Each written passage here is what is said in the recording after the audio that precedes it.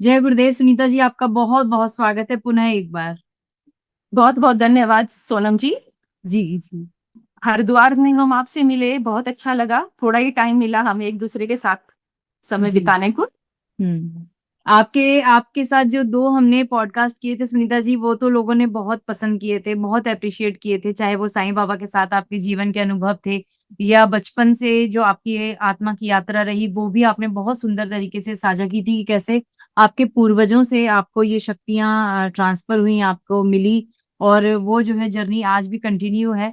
लेकिन उस आत्मा की यात्रा में हम आपके बचपन को सुन पाए थे, लेकिन आज अगर हम आपकी उम्र को देखें तो लगभग आपने अपनी उम्र का आधा समय जी लिया है। तो इस दौरान उस बचपन की आत्मा की यात्रा अब कहाँ तक पहुंची, वो हम सुनना चाहेंगे। और क्या नए अनुभव रहे, क्या उसमें चेंजेस आए, और क्या गुरुओं की विशेष कृपा मिली आपको, ये सब कुछ हम डिटेल में आज जानना चाहेंगे, आपकी आत्मा की यात्रा सुनना चाहेंगे। जी, thank you so much. Sonam, अपने व्यूअर्स को, भक्ति प्रभा चैनल के व्यूअर्स को सबको बहुत शत शत प्रणाम। आज एनर्जी के ऊपर बात मैंने अपनी उसमें वीडियो में की थी, लेकिन वो मेरा पिछला एक्सपीरियंस था बचपन वाला। लेकिन आज जो शेयर करने के लिए है वो आध्यात्मिक यात्रा जो हमारी शुरू हुई, और आज का जो पॉडकास्ट है वो मैं अपने पूजनीय गुरुदेव डॉक्टर नरेश को समर्पित करना चाहूंगी, जिनकी कृपा से आज हम हस्बैंड वाइफ दोनों 25 साल से, जहां आज हम हमारे में उतने गुण नहीं हैं कि एक सहज मार्ग उन्होंने कैसे दिखाया और हमें कहाँ से कहाँ तक ले आए उन्होंने। और हमें पता भी नहीं चला कि कब जॉब की और कब हम फ्री हुए, रिटायर हो गए। तो आज मैं वो यात्रा आपसे साझा करना चाहूंगी। और उस यात्रा के दो पार्ट से, एक पार्ट में तो वो है जो हम सांसारिक लोग हैं, यहाँ पर रहना, हमें उसी हिसाब से अपना जीवन बिताना।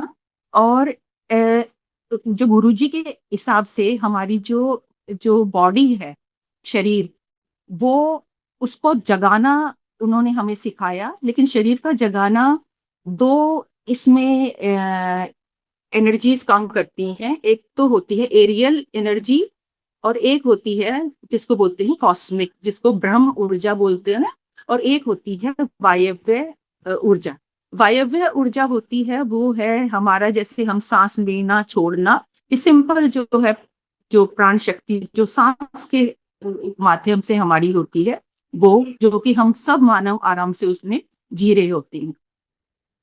तो ये जो सबसे पहले तो आज ये है, अगर 4 साल का बच्चा भी अगर है तो वो भी किसी की बात नहीं सुनना चाहेगा, उसको पता है कि क्या गलत है क्या ठीक है।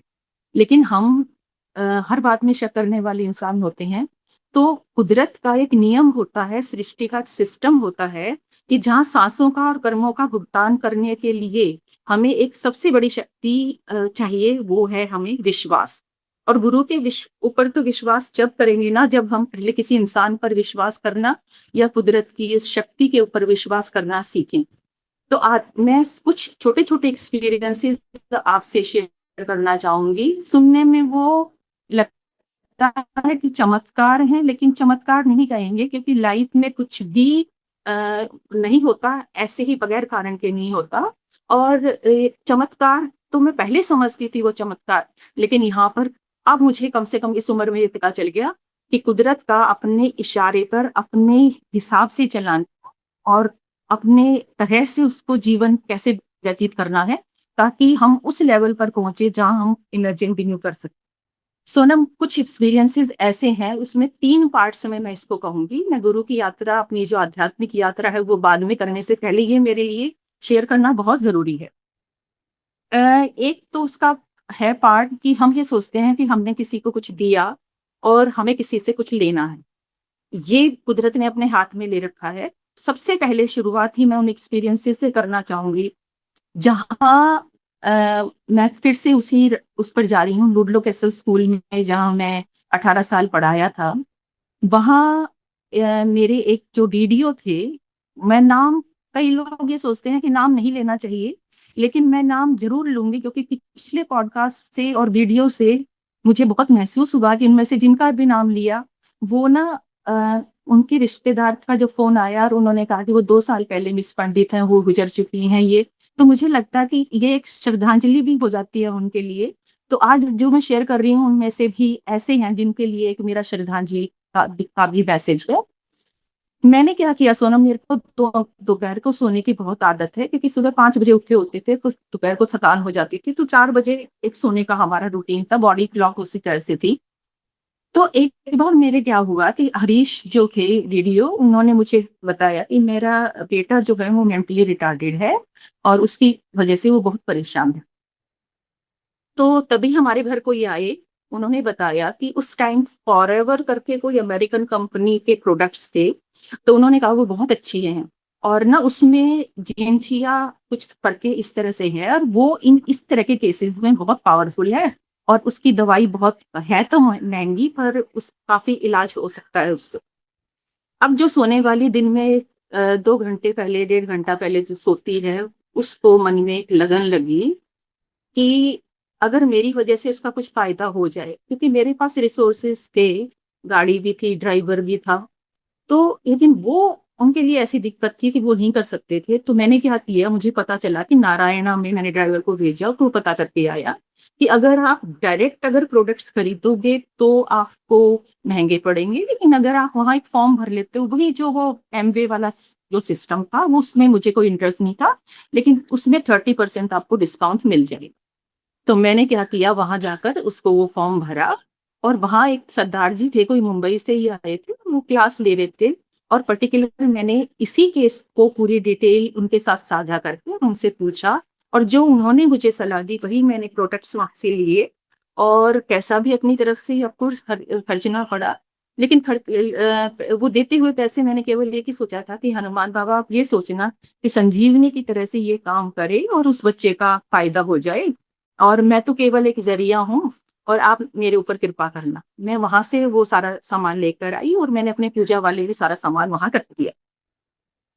तो अब मैं अगले दिन स्कूल जब वहाँ उनके लिए लेकर गई, तो वो बहुत खुशी हुई, और उन्होंने वो प्रोडक्ट्स के मुझे, मैं बताऊँगी नहीं कितने के थे, काफ़ी हैंडसम अमाउंट था, लेकिन उन्होंने शुरू कर दिया, और मेरे मन में रत्ती भर भी ये नहीं था। मैंने उनके साथ फिक्स कर दिया कि आप अपने महीने में 2000 4000 जो आपको लगे दे सकते हो, कंफर्टेबली आप मुझे दे देना, और कोई बात नहीं, आप बच्चे का ध्यान।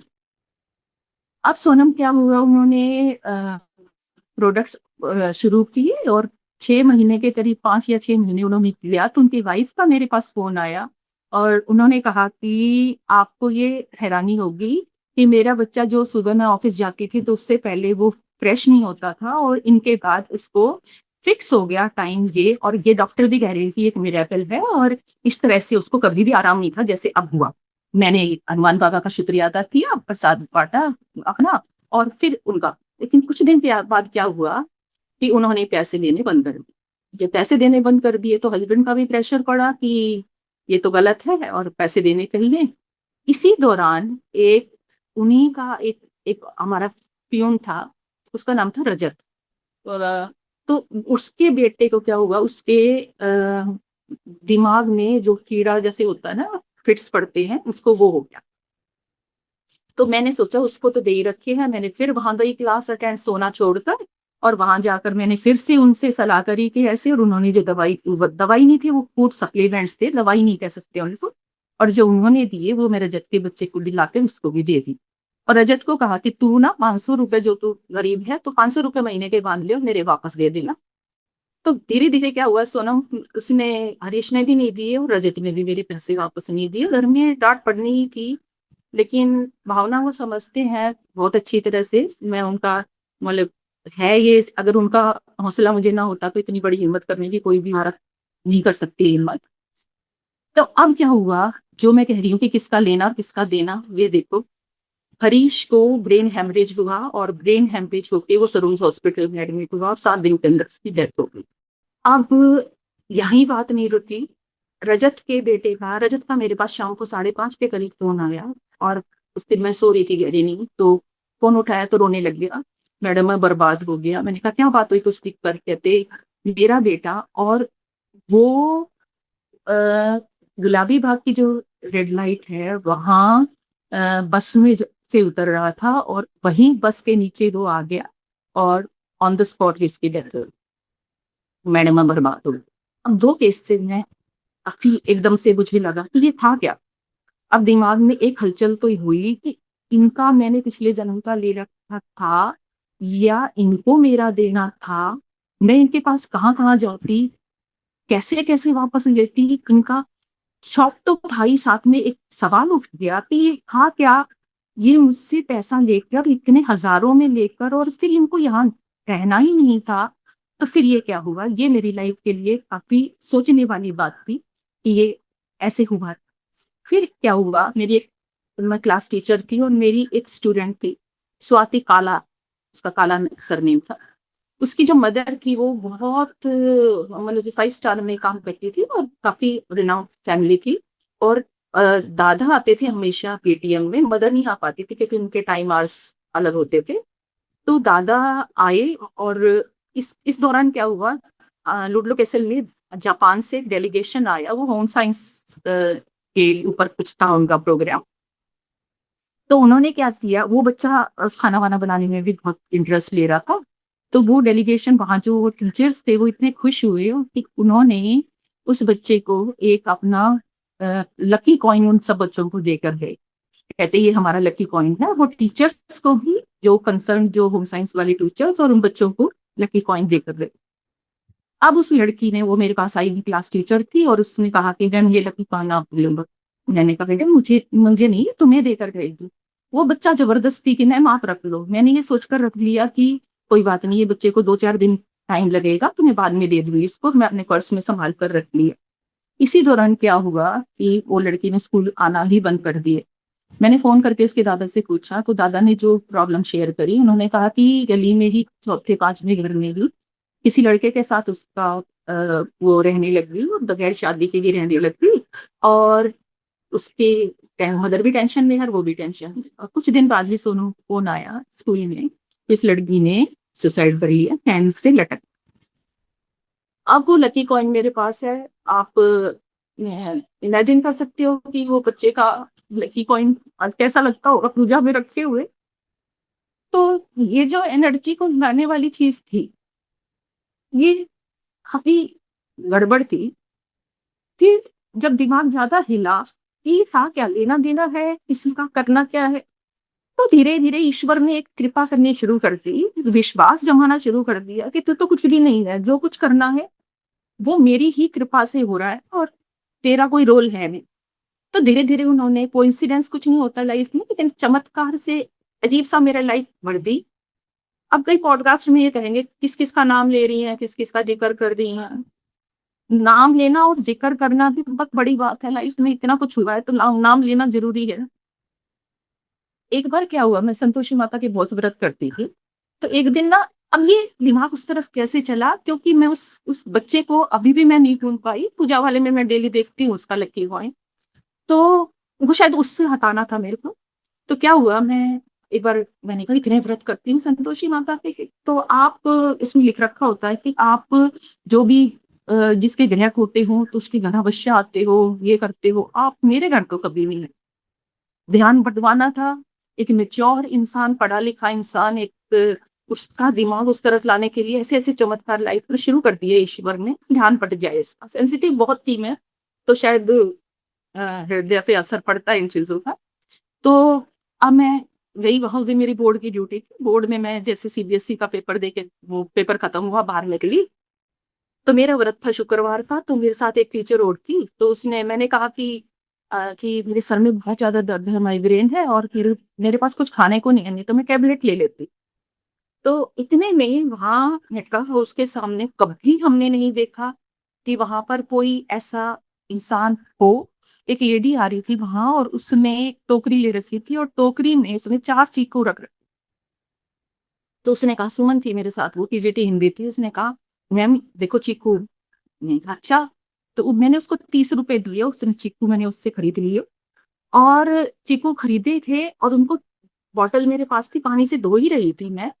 तभी एक लड़की पीछे से पेपर दे के 2-3 लड़कियाँ आ रही थी और पीछे से आवाज़ आई कि आज मेरे ना शुक्रवार का मेरा व्रत है और मेरे पास कुछ नहीं खा रखा मैंने सुबह से।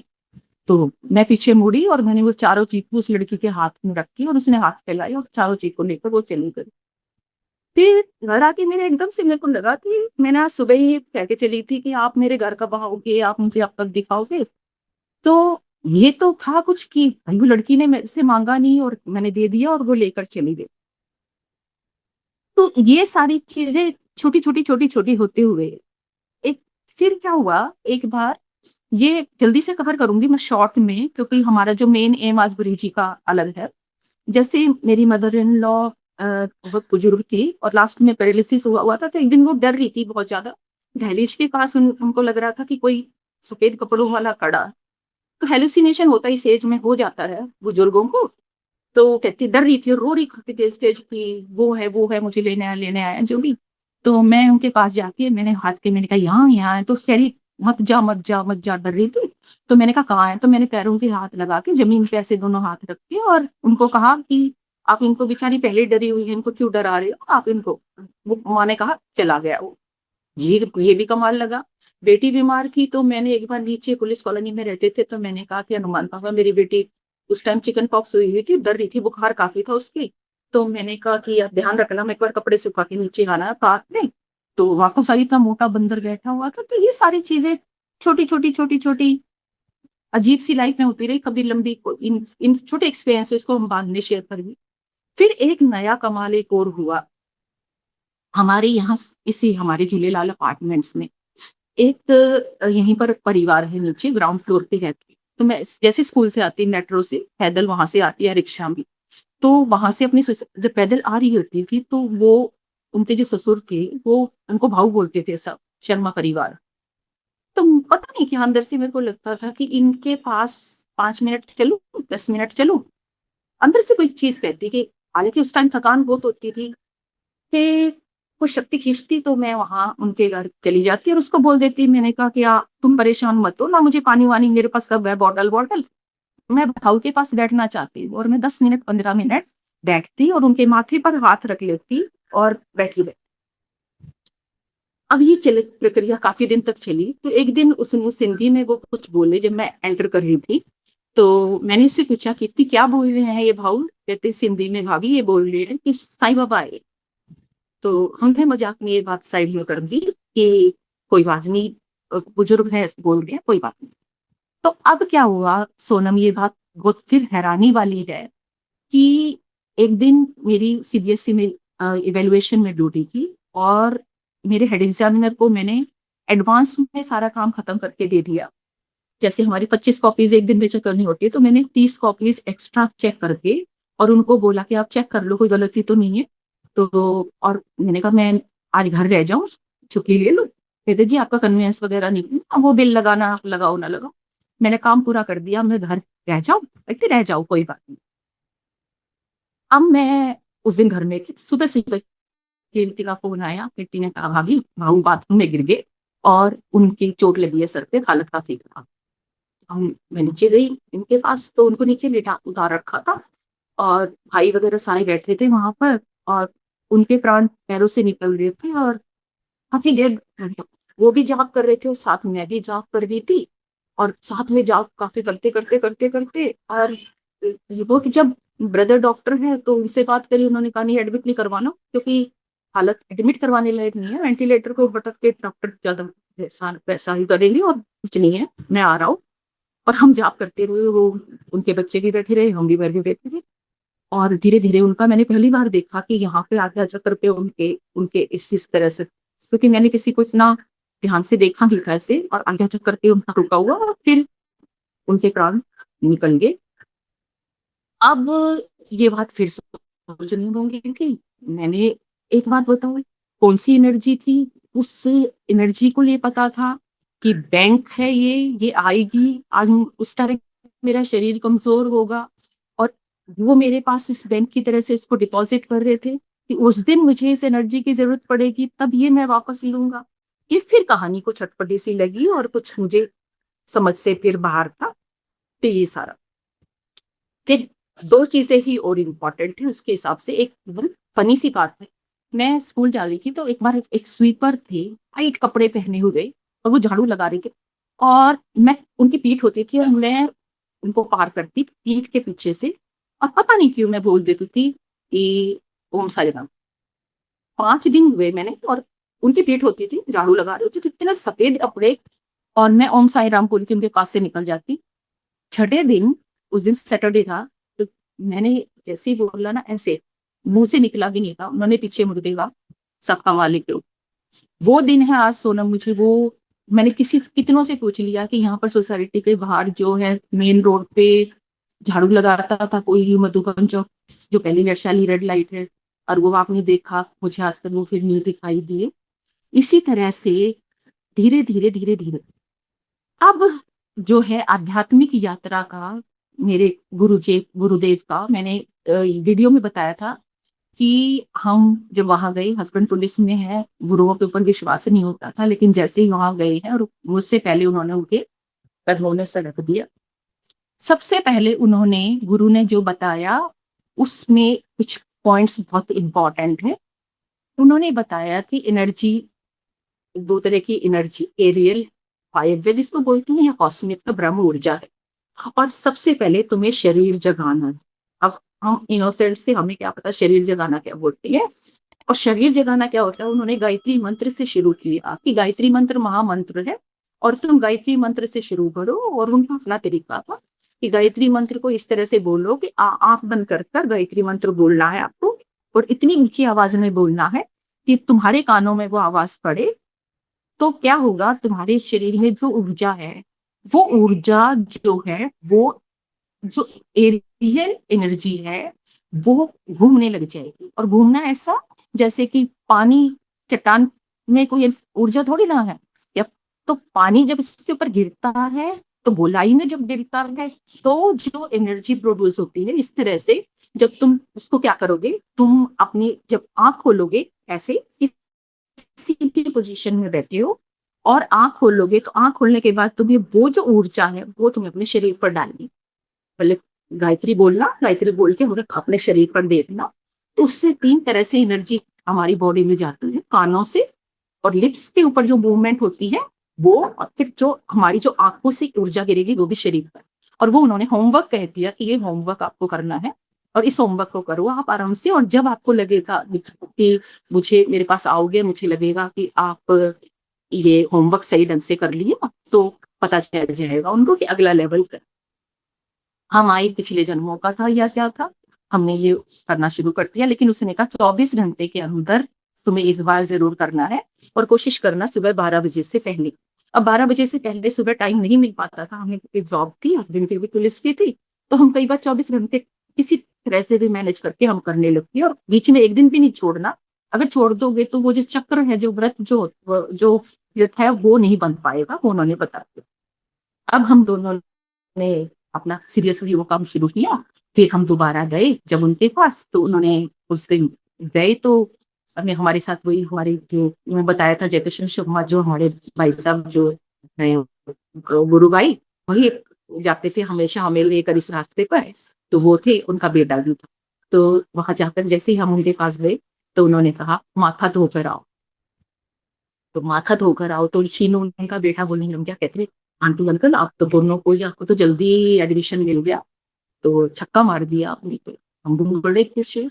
तो उन्होंने कहा कि शरीर को जगाना कोई मंत्र शक्ति से ही हो सकता है, और दीक्षा जब तक गुरु की नहीं मिलती, जब तक, जिसको शक्तिपात बोलते हैं आध्यात्मिक उसमें लेवल में, तो वो तुम्हें ये एक, क्योंकि कुंडलिनी का इतना खतरा होता है, कुंडलिनी का उसमें जागरण का, कि इसमें बहुत सारे, वो कभी भी सबके लिए रिकमेंड नहीं किया जाता, अपने आप तो कभी एक्सपेरिमेंट करना नहीं चाहिए। ये बात है 2001 या 2 की। तो हमने वहां गए, उन्होंने माथा धोया, उस दिन हमारा पहला कनेक्शन उनके साथ हुआ। पहला कनेक्शन मतलब उससे पहले उनको नाम वाम कुछ पूछने की जरूरत नहीं, क्योंकि उनके लिए नाम मायने रखता ही नहीं। उन्होंने पूछा नाम सुनीता विक्रम, माथा धोकर आए, तो उन्होंने क्या किया, ऐसे अंगूठों पे ऐसे, उनका बुक में लिख रखा, बुक जो उन्होंने लिखी है उनमें, बुक में सब जगह लिख रखी है ये, लेकिन वहां लिखा हुआ जो है वो केवल आप पढ़ोगे कोई भी, सबके ऊपर असर नहीं होगा। लेकिन जब उस मंत्र को, जब हम गुरुर ब्रह्मा का करके, और फिर जब वो बोलते हैं ओम सिद्धाय नमः, ओम ब्रह्माय नमः, ओम रुद्राय नमः, फिर तीनों एक बार, फिर और फिर एक बार, 9 बार ये बोलते हैं। तो उन्होंने उस दिन हमारा एक तरह से दीक्षा का जिसको बोलते हैं, और उन्होंने क्या किया, आंखें झपकानी नहीं है, और अंगूठे के ऊपर अंगूठा ऐसे और पैर के अंगूठे के ऊपर अंगूठा, और उन्होंने आंखों से एनर्जी जो जो ट्रांसमिट की थी, और वो हमारा था। उस दिन पूछा था नाम क्या है, हमने नाम अपना बता दिया। फिर उन्होंने कहा कि जाकर तुम आराम से यही सेम गुरु ब्रह्मा बोल के और फिर 3 बार बोलकर और फिर दीवार के सहारे लगकर बैठना है, क्योंकि अगर दीवार के सहारे लगकर बैठोगे एनर्जी इतनी प्रोड्यूस होगी तो ह्यूमन बॉडी उसको बर्दाश्त नहीं कर पाती, अर्थिंग हो जाएगी। और दीवार के सारे हम दीवार के आसन बिछा कर और दीवार के सारे उसको करने लगे। अब करने लगे तो फिर से एक जैसे होता है ना कि दोनों के साथ फिर एक बराबर फिर हमारे साथ हुई। तो एक दिन क्या हुआ, ये उस टाइम झड़ोदा कला इंस्ट्रक्टर बोलते हैं वहां इंस्पेक्टर को। तो एक दिन आए तो कहते हैं आज बास्केटबॉल वो खेल रहा था फुटबॉल में, और मेरी स्पाइन में जैसे मूलाधार चक्र जो होता है लोअर स्पाइन में तो वहां दर्द है। इधर मैंने सोचा कि दूध की थैली मैंने खाई, झुक कर तो मेरे भी दर्द है, तो ऐसा क्या है। तो उस दिन हमारी शुरुआत मूलाधार से हुई थी, और वो जो सिग्नल था वो भी दोनों का इकट्ठा ही हुआ। ये भी ईश्वर का एक देश है, बहुत बड़ी चमत्कार है हमारे साथ कि दोनों। हम फिर वहां गए तो उन्होंने कहा कि अब आप आराम से अपना करो ना, और इसको कभी भी नागा नहीं करना, छोड़ना। आध्यात्मिक यात्रा जैसी होती है वो अलग है, और संस्कार जैसे हम पूजा करते हैं सूरज को जल देना, इस तरह से जो है वो अलग है। तो उन्होंने बता दिया था कि इसको तुम कंटिन्यू रखो, तुम्हारी मर्जी है, और नहीं तो तुम इस यात्रा पे जाना चाहो तो उसके लिए संस्कार और उस पर क्लैश नहीं पड़ेगा, जो तुम्हारा मन करे वो करो। तो अब हमारी यात्रा शुरू हो गई, और यात्रा जब शुरू हुई तो फिर उसके बाद कुछ दिन के बाद उन्होंने बोल दिया कि अब आपको ना कहीं भी बैठ कर लो, अब आपको दीवार के सहारे लग के बैठने की जरूरत नहीं। फिर हमें दीवार के सहारे लग के बैठने की जरूरत नहीं पड़ी, और फिर उन्होंने क्या किया, एक कुछ चीजें हमें बताई, और मैं सब लोगों से पूछती थी। तो उसमें जैसे ही हम कहते थे एक पर्टिकुलर एक चीज थी और थी, जैसे हमने गुरु मंत्र बोला उसके बाद 3 3 3 करके वो बोला उनका, और जैसे ही हम आंख बंद करते थे 2 कंडीशंस होती थी कि उधर से ओम बोलकर आंख बंद करना, और उधर से एक ये पोजीशन, एक ये उंगली के साथ उंगली और अंगूठे के साथ अंगूठे ऐसे करके, तो इधर से ओम बोलते हुए ये पोजीशन और उधर से आंखें बंद करनी, और ये जो है हमारी आंखें भी नहीं खुलनी चाहिए और साथ में ये चीज भी नहीं आनी चाहिए।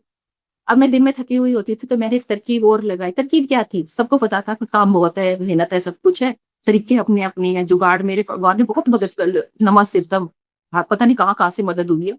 तो मैंने चुन्नी और शॉल बनाई और अपनी गोल गोल करी, और वो करके और मैं ऐसे करके ओम करके लेट जाती, और इधर चुन्नी शॉल इधर अपने ऐसे रखती, और इस हाथ को इधर इधर गर्दन के नीचे ऐसे रखती, और मैं एक योग निद्रा जिसको बोलते हैं ध्यान भी होता, और साथ ही में मेरा वे भी हो जाता, और मैं आराम से दोनों काम मेरे हो जाते। बल्कि हस्बैंड हंसने लगे, कहते तूने ये कैसा कर रखा है, फेविकॉल लगा ले मैंने वो मजाक की बात थी, वो चीज अलग। अब क्या हुआ, गुरु जब धीरे धीरे जब मेडिटेशन का लेवल आगे होते तो वहां पर कुछ हमारे जो जो है ना वहां पर लैंडमार्क्स होते हैं मेडिटेशन करते हुए।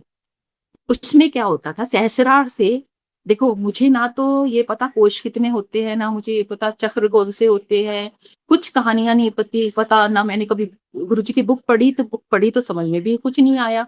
लेकिन एक्सपेरिमेंट और एक जैसे होता है ना, पूरा डेडिकेशन से, पूरा विश्वास से, और जो गुरु ने कहा उसको बहुत सीरियसली किया, वो करते करते हमारा सफर जो शुरू हुआ। तो वहां कुछ लैंडमार्क्स होते हैं जो गुरु जी ने हमें बताए। लैंडमार्क्स में क्या होता रहती, जैसे उन्होंने कहा कि एक दिन मैंने पूछा उनसे कि गुरु जी सारे बोलते हैं कि अलग अलग लैंडमार्क्स पे हमें कुछ कुछ दिखाई देता है ध्यान के दौरान। तो गुरु जी ने हंस के भी और थोड़ा झिड़क के मेरे को कहा, ये राजेंद्र कुमार की मूवी देखनी है तेरे को, कि जो तेरे को देखना हो, दिखाई दे तो ठीक है, बात नहीं तो कुछ देखने की जरूरत नहीं, अपने आप दिखेगा तो उसकी मतलब बीच में ज्यादा अपना दिमाग नहीं चलता।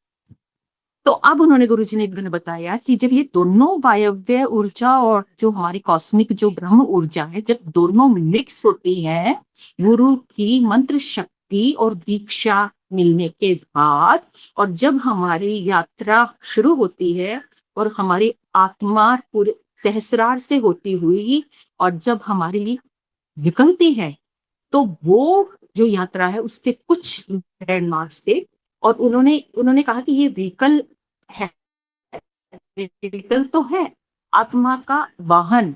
आत्मा का वाहन क्या है? वो एनर्जी। जैसे ही हम बैठेंगे तो गुरुजी ने हमें अपनी एनर्जी, जितनी एनर्जी हमें जरूरत होती है इतनी ही वो उसको, उनको पता, ओमनी प्रेजेंट है, उनको तो पता है कौन बैठा है ध्यान में, और वो हमारी ऊर्जा उतनी ही भेज देते हैं। और फिर प्रोटेक्शन भी एक देते हैं। प्रोटेक्शन मतलब कई बार उन्होंने हमें ये आगाह किया था कि अगर कोई मेट्रो में आ रही है स्कूल से, या कभी कोई रास्ते में किसी ने कान में रुई वगैरह डाल रखी है, कोई तंत्र मंत्र का है, तांत्रिक वगैरह है, तो उनको छूना नहीं और सबके गले लगने की भी जरूरत नहीं है, क्योंकि तुम्हारी पॉजिटिव एनर्जी उसको नुकसान पहुंचा देते हो, वो तो दिक्कत हो जाएगी। तो हम चौकस भी रहते थे इस चीज के लिए। उस व्हीकल के लिए जो आत्मा का वाहन है, वो गुरु ने ऊर्जा की, और हमारी आत्मा एक यात्रा के लिए हर रोज निकलने लगती और निकलेगी। तो ब्रह्म के पास तो जाने के लिए लालायित है, लेकिन वो आसान, मैं कह रही हूँ आज 25 साल अगर लगे हैं हमें, तो आसान सफर नहीं था। तो उन्होंने कहा कि जो हमारी जो एरियल एनर्जी है वो पतन की तरह से होती है। शरीर में हमारी हमारी ऊर्जा वो क्या है, वो पतन की तरह जाएगी। और हमारा क्योंकि सांसों का, कर्मों का भुगतान है, जो सृष्टि का सिस्टम है, जो पिछले जन्मों से हम लिखवा कर लाए हैं, ये काम तो हमें पूरे करने हैं, हमने जन्म लिया है और ये तो हमारी निश्चित है, ये करे बगैर हम ऊपर नहीं जाएंगे। तो वो वायव्य ऊर्जा पतन की तरह से गुरु की संरक्षण में, उनकी प्रोटेक्शन में, और वापस हमारी वापस शरीर में आ जाती है। इस तरह से हमारे यात्रा सफर शुरू हुआ। अब यात्रा का सफर जो बहुत ही इम्पोर्टेंट था, आज आज मैं ये पॉडकास्ट में एक चीज वो है कि हमारी हालत है, लेकिन आज मैं सोचती हूँ कि आज वो 85 ईयर्स के हैं। 85 ईयर्स के बाद मैं किसी को ये बताऊंगी कि हमारे गुरुजी ने ऐसे करवाया, ऐसे किया, हमारे साथ ऐसे हुआ, तो फिर कोई फायदा नहीं ना। आज वो है तो ये समर्पित है पूरा का पूरा उनको, कि आज उनके रहते रहते अकल को फिजिकल फॉर्म में नहीं रहेंगे तो मैं, जैसे होता ना जीते जी का है सारा का सारा सब कुछ, आज मैं उनको ये बताना चाहती हूँ कि आज इस एक बिल्कुल पत्थर को देखो आप कहाँ से कहाँ ले रहे हो, ये सारा एक गुरु ही कर सकते। तो उन्होंने अब जो, हाँ, जो क्या होता है बिब्लिकल जो एक जो जो होती है ना, जो बिब्लिकल कल्पना जो संतों ने बनाई है, वो बिब्लिकल कल्पना जो है वो 7 आकाशों की बनाई। लेकिन हमारे गुरुजी ने 7 आकाशों का जिक्र नहीं किया, वो कहते 3 आकाश ही आकाश का जिक्र किया उन्होंने। और 3 आकाश का जिक्र कैसे किया है? वो जो यात्रा का सफर, जो यात्रा है हमारी, उनमें पहला जो बताया था वो ये, जो हमारा जो आकाश है, जो हमें जो दिखाई दे रहा है, ये आकाश होराइजन क्या है? देयर अर्थ एंड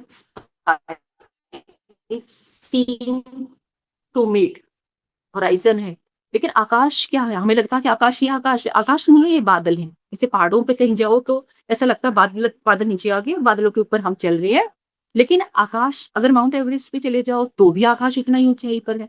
तो जो ये पहला आकाश है, इस आकाश के खत्म होने के बाद, जब ये आकाश खत्म होता है और दूसरा आकाश जब शुरू होता है उनके हिसाब से, तो उस आकाश से पहले क्या है, एक एक फॉर्म है, एक नदी की फॉर्म है। और नदी की फॉर्म है वो वैतरणी, उसको बोलते हैं वैतरणी। इसमें आपने सुना होगा, पढ़ा भी होगा। तो वैतरणी नदी की फॉर्म में है, और अगला लोक मतलब ये आकाश और उस आकाश के बीच में एक फॉर्म है, जो नदी की फॉर्म, उसको वैतरणी। और उसके बाद एक वो है ब्लैक टनल, उसको बोलते हैं, वो शेप है वो। तो ये आपने देखा होगा कि जो वैष्णो देवी जो जो प्राचीन जो रास्ता जो था ना, जिनको उनको पता था इस चीज का कि आध्यात्मिक यात्रा और वैष्णो देवी का प्राचीन रास्ता एक ही तरह का था, वो रेप्लिका है इसका। क्योंकि वहां पर देखो पहले वो नदी से वो पानी पानी बना रखा था, और पानी के बाद एक ब्लैक जो होल थी, उसके अंदर से गुफा में से निकलना होता था। रेप्लिका है, उनको पता था इस चीज का। और यही चीज उसके बाद क्या होता है, ये स्काई तो पहला स्काई, फिर उसके बाद एक नदी की फॉर्म है, फॉर्म के बाद एक, उसको वैतरणी नदी बोलते हैं, उसके बाद एक ब्लैक टनल है, उस ब्लैक टनल की शेप है जो, और उसको उसमें से निकलती है हमारी यात्रा। अब मुझे यहाँ कभी भी नहीं पता चला कि मेरी कब वैतरणी नदी है, तब मैंने गुरुजी से पूछा था, गुरुजी कोई बोलते हैं मुझे गाय दिखाई दे रही थी, वहां ये खड़ी थी, ये था वो था, लेकिन मुझे कभी भी कुछ नहीं दिखाई दिया। और हस्बैंड को तो, हस्बैंड तो बहुत सिंपल है, वो कभी देखने की कोशिश ही नहीं करते। मैं तो फिर भी एक्सपेरिमेंट के तौर पे भी कई बार आँख मुझे दिखे, लेकिन वो कहते हैं शांति से जो हो रहा वो हो रहा है। उसके बाद नेक्स्ट जो लोक है वो है मृत लोक जिसको बोलते हैं। तो मृत लोक में क्या है, मृत्यु जिनकी हो जाती है, सिंपल डेथ हुई है, और जिसको जन्म और मरण दोबारा फिर से माँ के गर्भ में आना है, वो मृत लोक वहां है। अब मेरे मन में अंदर से इच्छा क्या गई कि मेरे पापा 2009 में गुजरे थे, जब मेरी यात्रा वहां आएगी तो मैं पापा से भी मिलूंगी और पापा से कुछ नहीं। तो अब गुरु जी, वो तो तार बेतार का सब पहुंच जाता। उन्होंने जब भी मेरे मन में कुछ ऐसा सवाल आता था जैसे बेचैनी वाला, तो जब भी हम उनके पास जाते थे तो अगली बार ना हमारा जो प्रवचन होता था उसमें उसी को से रिलेटेड वो बोलते थे, कहते कि बातों के चक्कर मत बैठ जाना, कोई भी आते हैं उसको मृत मृत लोग में रुकना नहीं होता, उनका लक्ष्य आगे बढ़ना है, उससे बहुत आगे जाना है, तुम्हें रुकना नहीं है वहां से। लेकिन मैं कौन और क्या, सब गुरु की सब उन्हीं का प्रोटेक्शन, उन्हीं का हाथ हमारे ऊपर, उनकी एनर्जी हमारे साथ चलती थी ना। उन्होंने वो रुकने भी नहीं देते, किसी को भी नहीं रुकने देते, उस एनर्जी को वो आगे की जो अगला लोक है, जैसे एक हम देख रहे हैं ये, फिर उसके बाद मृत लोक, और दूसरा उन्होंने बताया सिद्ध लोक। अब सिद्ध लोक में कहा जाए ये सारे के सारे सिद्ध पुरुष हैं। मैं क्यों बोलती हूँ नमः सिद्धम नमः सिद्धम नमः सिद्धम।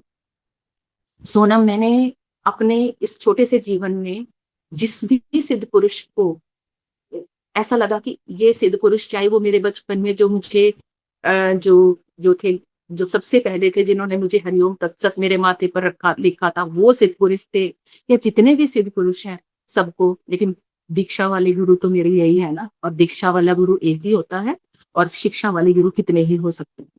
तो उसके बाद क्या हुआ कि जो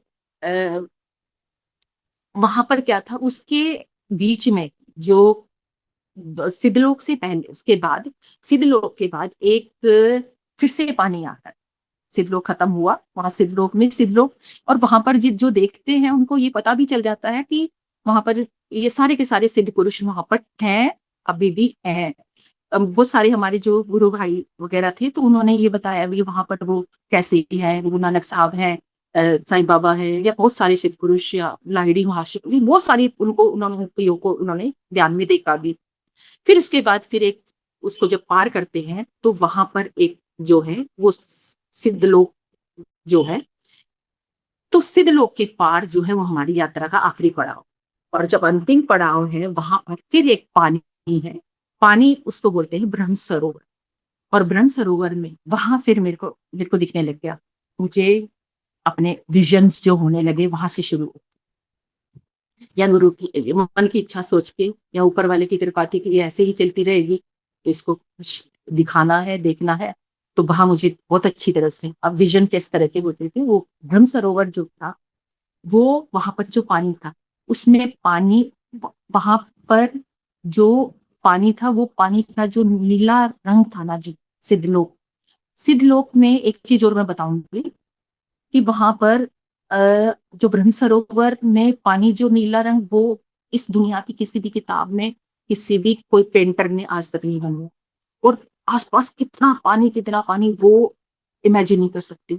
और उसके बाद वहां एक पर्टिकुलर एक टाइम ऐसा आता है जहां पर जैसे सांप केंचुली छोड़ता है ना, इस तरह से हमारा जो शरीर है, जो हमारा ये शरीर, ये जो अपना जिसको कारण शरीर बोलते हैं, वो उस शरीर को, और वहां पर जो वायव्य जो जो वायु तत्व है ना, वो ज्योति तत्व में चेंज हो जाता है।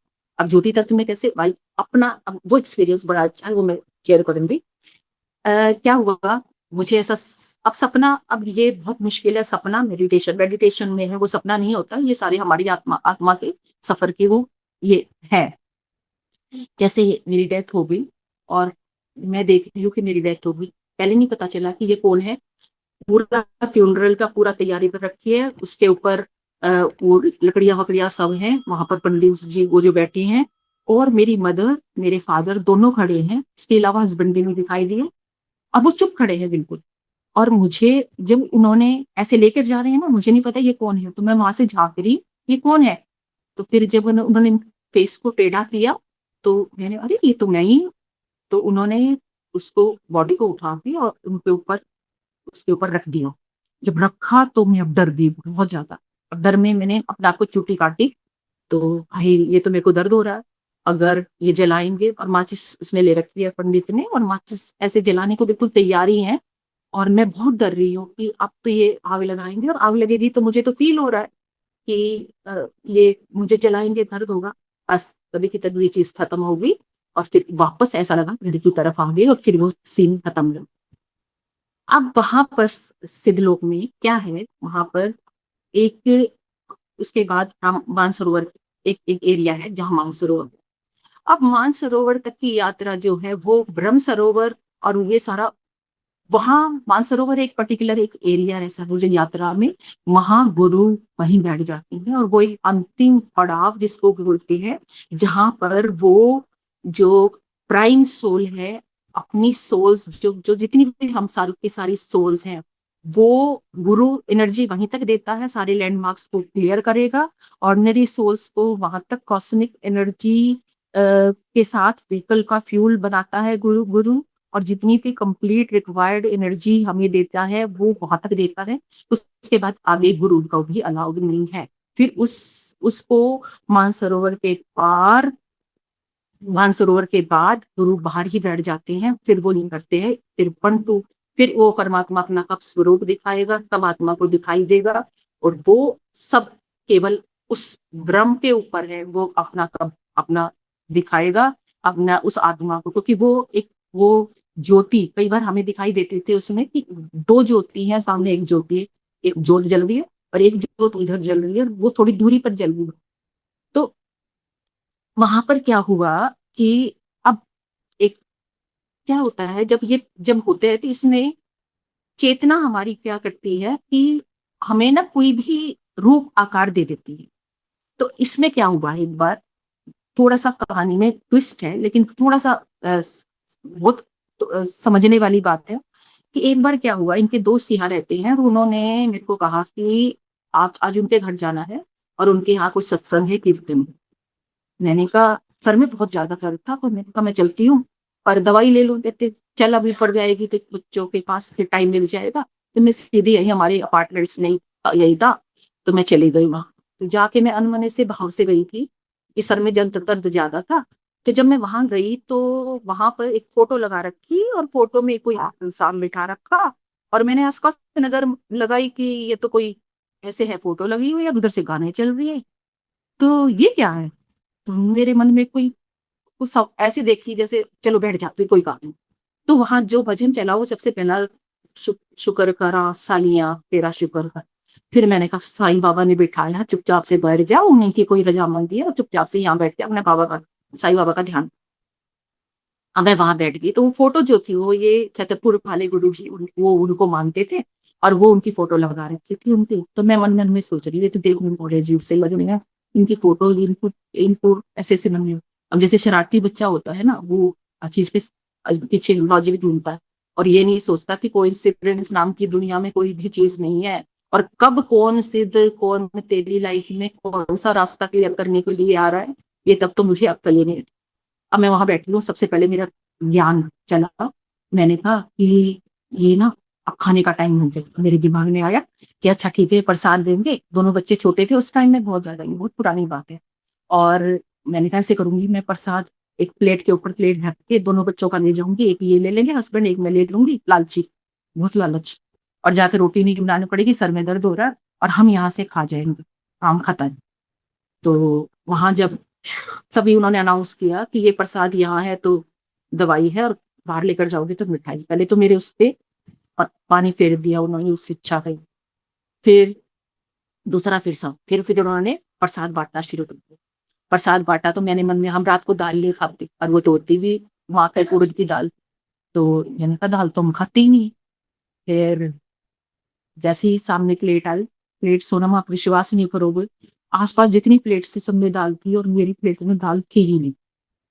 फिर मैंने कहा यार ये तो सुन रहे हैं, तो इन्होंने ये भी सुन लिया होगा, ये तो अजीब सी शक्ल के बैठे हैं, तो इन्होंने सुन लिया होगा। फिर मैं डर गई, मैंने कहा ये तो शक्ति है, कोई सुन तो रही है ये। फिर और वो चुपचाप से मुस्कुराते हुए सब कुछ देख रहे हैं जो जो मेरे मन में चल। अब मैंने और मेरी जगह दाल मेरे उसमें नहीं था, दाल की बजाय 2 मीठे थे, दाल का हलवा। अब मैंने कहा 2 दाल के हलवे थोड़ी ना खाए जाएँगे मेरे से। तो इतने में पीछे मेरे बैठी थी एक चेयर पे, बुजुर्ग सी औरत, और उसने मेरे कंधे पे ऐसे टैप किया, कहती, "एक दाल का हलवा मुझे दे दो।" फिर तो मैंने सरेंडर कर दी, ये तो सब सुन रहा है, बहुत डर गई मैं कि ये तो सब कुछ सुन रहा है। और जाने-अनजाने चेतना ने उस गुरु, वो थे, उनकी फ़ॉर्म मेरी स्पिरिचुअल जर्नी में, उन्होंने उनकी शक्ल मेरे, तो उन्होंने वहाँ पर वो जो जाप करवाया, उन्होंने कहा कि ओम नमः शिवाय शिव जी सदा सहाय, ओम नमः शिवाय गुरु जी सदा सहाय। अब मैंने सोचा ठीक है, ये बहुत अच्छा है। शिव जी को भी याद कर लिया और गुरु जी को भी याद कर लिया, ये कॉम्बिनेशन बहुत अच्छा, मेरे गुरु का भी हो गया और शिव जी का भी हो गया। और पता नहीं क्या हुआ कि ये मंत्र लाइफ में, वो जो वो जो जिसको अलाइनमेंट थी ना, वो अलाइनमेंट मेरी स्पिरिचुअल जर्नी के लिए पावरफुल थी और उसको मेरी यात्रा को बढ़ाना था, वो तो मुझे पता ही नहीं था। अब वो मुझे क्या होता है कि उसमें 3 क्षेत्र होते हैं हमारे सिमिलर से पे 3 क्षेत्र, एक होता है रंग का क्षेत्र होता है, एक होता है गंध का और एक स्पर्श। अब मैंने क्या किया, 24 घंटे ओम नमः शिवाय शिव जी सदा सहाय, ओम नमः शिवाय गुरु सदा। और एक चीज़ और बताऊँगी मैं, उस दिन वो प्रसाद खाया मैंने और मेरे ना दवाई लेने की ज़रूरत पड़ी और मेरा तो सर में भी आराम हो गया था। तो मैं यही सबको बताना चाह रही हूँ कि हम कोई भागने वाले नहीं है कि किसी कहीं भी गए, ओ हो, जय हो, जय हो, जय हो। लेकिन शक्ति किस चेतना का की फॉर्म लेकर आ जाता है, कई बार जब वो स्वीपर की फॉर्म लेकर बाबा अगर दिखा रहे हैं, तो ना जाने किस रूप में नारायण मिल जाए, ये बहुत बड़ी बात है। और मैं सबसे कहूँगी कि ईश्वर जब भी कभी आते हैं, तो कभी भी किसी सिद्ध पुरुष का, किसी का मज़ाक मत बनाओ। वो उनकी अपनी है, अच्छा किया, बुरा किया, वो पनिशमेंट उनकी है, लेकिन हमें मज़ाक बनाने का, क्योंकि हमारी लाइफ में कौन कहाँ हमें ले जाके लावे। अब मेरे ये जो मंत्र जो है, ये 24 घंटे और अलाइनमेंट इतनी ज़बरदस्त हो गई कि मुझे सपने में उनको तीनों क्षेत्र उन्होंने मेरे क्लियर करवा क्लियर कैसे करवाई? सबसे पहले मुझे कलर, कलर कैसे हुआ? एक बार मुझे ऐसा लगा जैसे मैं लेटी हुई हूँ, पीठ के बल नहीं, ऐसे छाती के बल ऐसे लेटी हुई हूँ और हरे रंग की घास। सोनम, हरे रंग की जो वो घास थी ना, वो घास मैं शब्दों में नहीं कर सकती डिस्क्राइब, वो ग्रीन कलर दुनिया में कहीं नहीं है। कम से कम मुझे क्या, जो केवल मेडिटेशन वालों को यात्रा में ये दिखाई दे सकता है, वो हरा रंग यहाँ कहीं है। और दूर तक एक पार्क है और पार्क में केवल मैं अकेली खड़ी हूँ और खड़ी मैं ऐसे सीधी लेट गई। लेटी तो वो जो ठंडक थी ना, मुझे यहाँ पर छाती पे महसूस हो रही थी। और पानी भी जब बाद में मैंने देखा तो यहाँ कुछ गीला-गीला सा भी लगा था। और जैसे मैं स्लाइड करके ना ऐसे करके एरोप्लेन बन के ऐसे हाथ यूँ करके और उसमें पार्क में मैं सीधी की सीधी ऐसे गई हूँ, मैं बहुत दूर तक गई हूँ। और जाके जब मैंने देखा अंधेरा होने वाला है और जब अंधेरा होने वाला हो तो मैं गोलाई में ही स्लाइड किया, लेटे-लेटे ही, और वापस आ गई वहीं पर आके। वो हरा रंग, वो पानी का रंग, एक मुझे दिखाई दिया उगता सूरज में येलो कलर, वो जो ऑरेंज कलर, जो जो वो कलर किसी मैंने इस दुनिया का नहीं था। ये सबसे पहले उन्होंने मेरा जो था, वो सबसे पहले रंग का क्षेत्र जो मेरा क्लियर किया। फिर एक बार क्या हुआ, मैं पूजा वाले में गई तो मेरे को घर में ना कैसे ऐसे लगे जैसे गुलाब की बहुत तेज खुशबू आ रही थी, बहुत तेज गुलाब। और गुलाब की ऐसे नहीं कि कोई पर सेंट लगा रखा है उसकी जैसे आत्मा के अंदर, जैसे मुझे हजारों गुलाब किसी पानी में डाल रखे हो और मैं उसके अंदर डुबो रखी हूँ और मेरी आत्मा तक जो वो जो खुशबू जारी, जो फ्रेग्रेंस जारी होती थी, वो बहुत ही अलग था। तो मैंने फिर एक दिन मैंने पूजा वाले में ऐसे झाँका शाम के टाइम, तो उसमें से इतनी गुलाबों की खुशबू। मैंने कहा नीचे किसी ने अगरबत्ती लगाई होगी, तो मैंने नीचे झाँक के देखा, तो कोई भी अगरबत्ती नहीं। मैंने 3 बार अंदर झाँक के देखा, फिर वही खुशबू। और किसी टाइम भी जैसे मैं बैठी हूँ और किसी टाइम भी इतनी ज़बरदस्त खुशबू, इतनी ज़बरदस्त खुशबू। तो फिर और मेडिटेशन जैसे ही मैं आँख बंद करूँ और उस गुलाब के उसने, जैसे किसी ने मुझे गुलाब के उसने मिटा दिया और थी केवल गुलाब, उसके अलावा और कोई नहीं है, फिर वो खुशबू। फिर आया स्पर्श वाला बहुत ही दिल को छूने वाला है। मुझे रात को क्या सपना, देखो हम हस्बैंड वाइफ 20 साल से योग निद्रा में ही सो रहे हैं, इसी पोजीशन में ही हम ऐसे ही करके ऑन करके लेट जाते हैं। अब कब ध्यान है, कब सपना है, कब नींद है, हमें नहीं पता। तो जब मैं उसमें क्या दिखाई दिया, जैसे एक अ, अंधेरा सा है और अंधेरे में मैं सीधा चले जा रही हूँ और सामने ना मुझे अब चेतना ने कौन सा स्वरूप ले रखा था और उस सिद्ध पुरुष ने मेरे उस यात्रा को कवर करवाया, करवाने का ठेका ले लिया। तो और देखो सब संतों की प्रणाली एक है, अब वो तो फिर ना अब मैं अंदर घुसी तो मुझे आसपास जगमग, जैसे थोड़ी थोड़ी लाइट, कैसी लाइट बताऊं मैं, जैसे दूध होती है ना लाइट, वाइट वाइट कलर, वो वाइट कलर बहुत डिफरेंट, बहुत अजीब सा। और अंदर जाके देखा तो मैंने वही जिनको मैं नाम रख के आई थी कि ये तो देखने में अजीब सा लग रहा है, अब एक वर्ड तो मैं बता नहीं सकती, मैंने ऐसे ऐसे लग रही, ऐसे ऐसे लग रही, वो वहां खड़े हैं और उस कशिश की तरफ मुझे देख रहा हूँ और चले जा रही हूँ, और उन्होंने हाथ ऐसे करा। और आज किसी ने मुझे स्वरूप दिया, वो मैंने पूरे परिवार की फोटो के बीच में ऐसे उजाला रखा है, यही स्वरूप, ये सब इकट्ठे ऐसे ही होते हैं आज। तो ना अब उन्होंने हाथ ऐसे रखा और मैं रो रही, उनको देख के रोने लगती, जैसे आपने देखा ना ऋतु जी को, जैसे आपने शायद नहीं देखा उस टाइम जब वहां पे कीर्तन हो रहा था, तो जिस तरह से एक और थे वो जो रो रहे थे, ऐसे ऐसे ही ना, ये इसको इसको रोना नहीं रोमांच बोलते हैं। तो ऐसे और जाके ना मैंने उनकी तरफ ऐसे हाथ बढ़ाया और उनके हाथ वहीं थे, और मैंने ना उनके हाथ ऐसे ऐसे छुए, और ऐसे छुए तो उनके जो हाथ थे ना, वो क्या थे, वो इंसान के हाथ नहीं थे, वो बर्फ, बर्फ नहीं, जैसे रुई का गोला, वो शब्दों में बयान नहीं कर सकती, वो जो छुअन, मुझे आज भी छुअन का पता है कि वो छुअन क्या थी, ऐसे हाथ, और वो भी रोने लगे मेरे को देख के। तो मैंने कहा इसका मतलब कोई कर्म वोटी मारे हैं कि आपको भी मेरे कर्म कद काटने पे ये आंसू बहाने पड़ रहे हैं, देखो कुछ तो बहुत ही माड़े कर्म भर रखे हैं इतने जन्मों का। लेकिन उन्होंने, शक्ति ने आके ऐसे छुआ और मैंने उनको छुआ, और ये मेरा, अब क्या हुआ, मेडिटेशन में मुझे लगा कि जैसे उन्होंने कहा है कि वो अब जितना करना था तेरा तेरा करवा दिया मैंने, अब अपने मुर्शिद के द्वारे जा। फिर वही टेलीपैथिकली उस अलाइनमेंट ने, उस गुरु ने, जिन्होंने मुझे उस क्षेत्र के 3 बड़े बड़े जो चीजें थी, वो जो 3 क्षेत्र थी कवर करवाने के बाद, फिर उन्होंने मुझे बोल दिया कि जा अपने मुर्शिद के द्वारे जा। जैसे ही उन्होंने कहा ना मुर्शिद के द्वारे जा, लौट के एकदम से वापस, ये क्या, फिर तो मेरे को ना प्रवेश, फिर तो मेरे को मेरी हुई, इतनी याद आ रही, इतनी याद हुई। तब सच सोना मैंने पहली बार उनकी वीडियोस देखी, तब मुझे कोई चक्र, 7 चक्र है, 5 कोश है, बस सुनता कुछ नहीं था। रात को सुबह स्कूल जाना, रात को 2-2 बजे तक उनकी कान में लगा के, और केवल मुझे कुछ समझ में नहीं आता था ना, सुनाई बस केवल उनकी आवाज आवाज आवाज, कि जाऊंगी कब उनके पास वो तो पता नहीं, पर वो जो प्रेम था ना, वो मुर्शिद के द्वारे, मुर्शिद के, फिर जब मैं वहां गई उनके पास, जाने का भी बहुत जल्दी आ गया समय, वो उनको पहुंच गए थे, तो मुझे वहां पहुंचे तो उन्होंने, उनको तो सिद्ध पुरुषों को सब पता है, वो शायद यहाँ का अपना कुछ देख कर आज्ञा चक्र से कुछ देखते हैं, थर्ड आई का, कि उसकी रिप्लेसमेंट कैसे हो रही है। तो उन्होंने मेरे को कहा केवल एक छलांग बाकी है बस। जब उन्होंने कहा एक छलांग बाकी है, और जाके जब मैंने उनको छुआ, मैंने उनसे ऐसे ऐसे कदमों पे ऐसे सर रखा, और फिर जो उनको ऐसे छुआ, तो मेरे को लग रहा था मुर्शिद इतना प्यारा है। और फिर ये भी हैरानी थी कि वो मेरी हेल्प करके गए, मैं देखूं। तो फिर वहां वापस आके, और फिर उसके बाद आई होली। होली लाइफ में वैसी होली कभी नहीं आई थी। होली क्या हुआ, सुबह हम बेटा बहू भी, और बेटी, दामाद और हमारे बच्चे सारे, हम पार्क में कभी होली नहीं खेलते, उस दिन हमने पहली बार होली खेल, गुलाल रंग।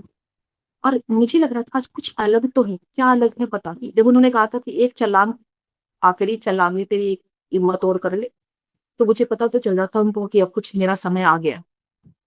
तो अब मैंने क्या किया, अब रात को जैसे मेडिटेशन के दौरान मैंने, जैसे हमारा सोसाइटी का सामने पार्क है, तो पार्क में मैंने एंटर किया, और एंटर करके लेफ्ट साइड जैसे मैं मुड़ी, तो वहां अंधेरा था, अंधेरा जैसे शाम का धुंधल का होता है ना, ऐसा। उसके बाद मैं चलती चली गई, तो अंधेरा अंधेरा अंधेरा अंधेरा। फिर वहां अभी भी वो जगह है, कभी आप, कभी जैसे किसी को दिखाना हो, मैं अब वीडियो से दिखा नहीं सकती, तो वहां पेड़ों के बीच में आकाश ऐसे दिखाई देता है, एक ऐसे घूम के पास से, और इधर से जब आती हो, तब तक वो उजाला बढ़ने लगा। जब वो उजाला बढ़ने लगा, तो जब 2 पेड़ों के बीच में, तो मैं ऐसे हाथ ऊपर करके खड़ी हूँ, और मेरी आंखें खुली हैं, और मैं आसमान की तरफ देख रही हूँ, और वहां जो उजाला था, वो उजाला, सोनम, जैसे हज़ारों सूर्य होते हैं ना, और आँखें खुली, आँखें झपक भी नहीं रही, आँखों में कोई ऐसे भी नहीं था, और मैं ऐसे करके खड़ी हूँ वहाँ, और ने उस उजाले में, और हज़ारों सूर्य, और वो उसके बाद मेरे को एकदम से फिर डर लगा। फिर भागी हुई पार्क से वापस आई, वापस आके, और अब मैं सुबह जब उठी जिम में, तो मेरे हार्ट बीट इतनी ज़बरदस्त बढ़ी हुई। तो बेटी को अपने ससुराल वापस जाना था, अब तो मैंने उसको कि शाम को वापस जा रही है, उसको बच्चों को प्यार-व्यार करके उनको विदा किया। बेटा बहू को भी घूमने जाना था कहीं बाहर, तो वो भी चले गए सुबह। इससे वो दिन भी निकल गया। अगले दिन ना मुझे ये था कि मेरे को हार्ट अटैक हो रहा, मेरा आउट ऑफ कंट्रोल था, बहुत अजीब-सा, जैसे यहाँ पर धड़-धड़, धड़-धड़ की चीज़। तो मैंने हस्बैंड से कहा कि डॉक्टर के पास चलो, कुछ दिक्कत है। तो फिर टेलीपैथिकली मुझे मैंने कहा एक बार गुरुजी से फ़ोन कर लूँ मैं? तो करिए।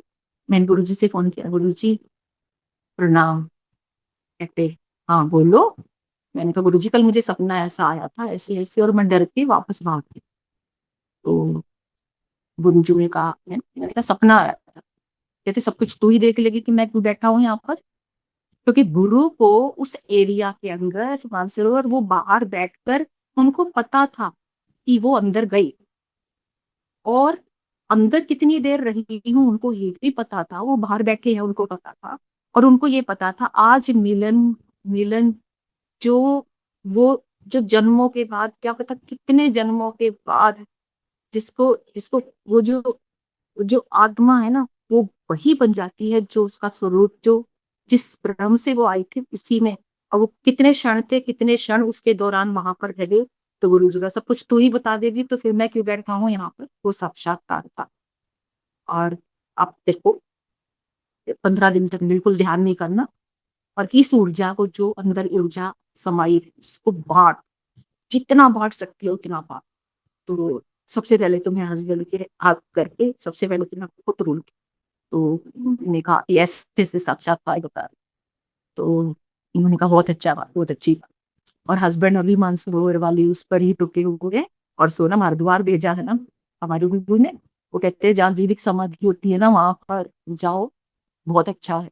तो अब हरिद्वार के पीछे ही हस्बैंड का भेजने का कारण कुछ और है, जो ये शक्तियाँ नहीं बताती आपस में, एक-दूसरे को भेद भी नहीं बताते, कौन किसके पास क्यों भेज रहा, ये वहीं रुके हुए हैं, मानसरोवर भी कहा वहीं है।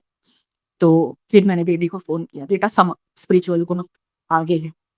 मैंने कहा, "बेटा मेरा ऐसे-ऐसे।"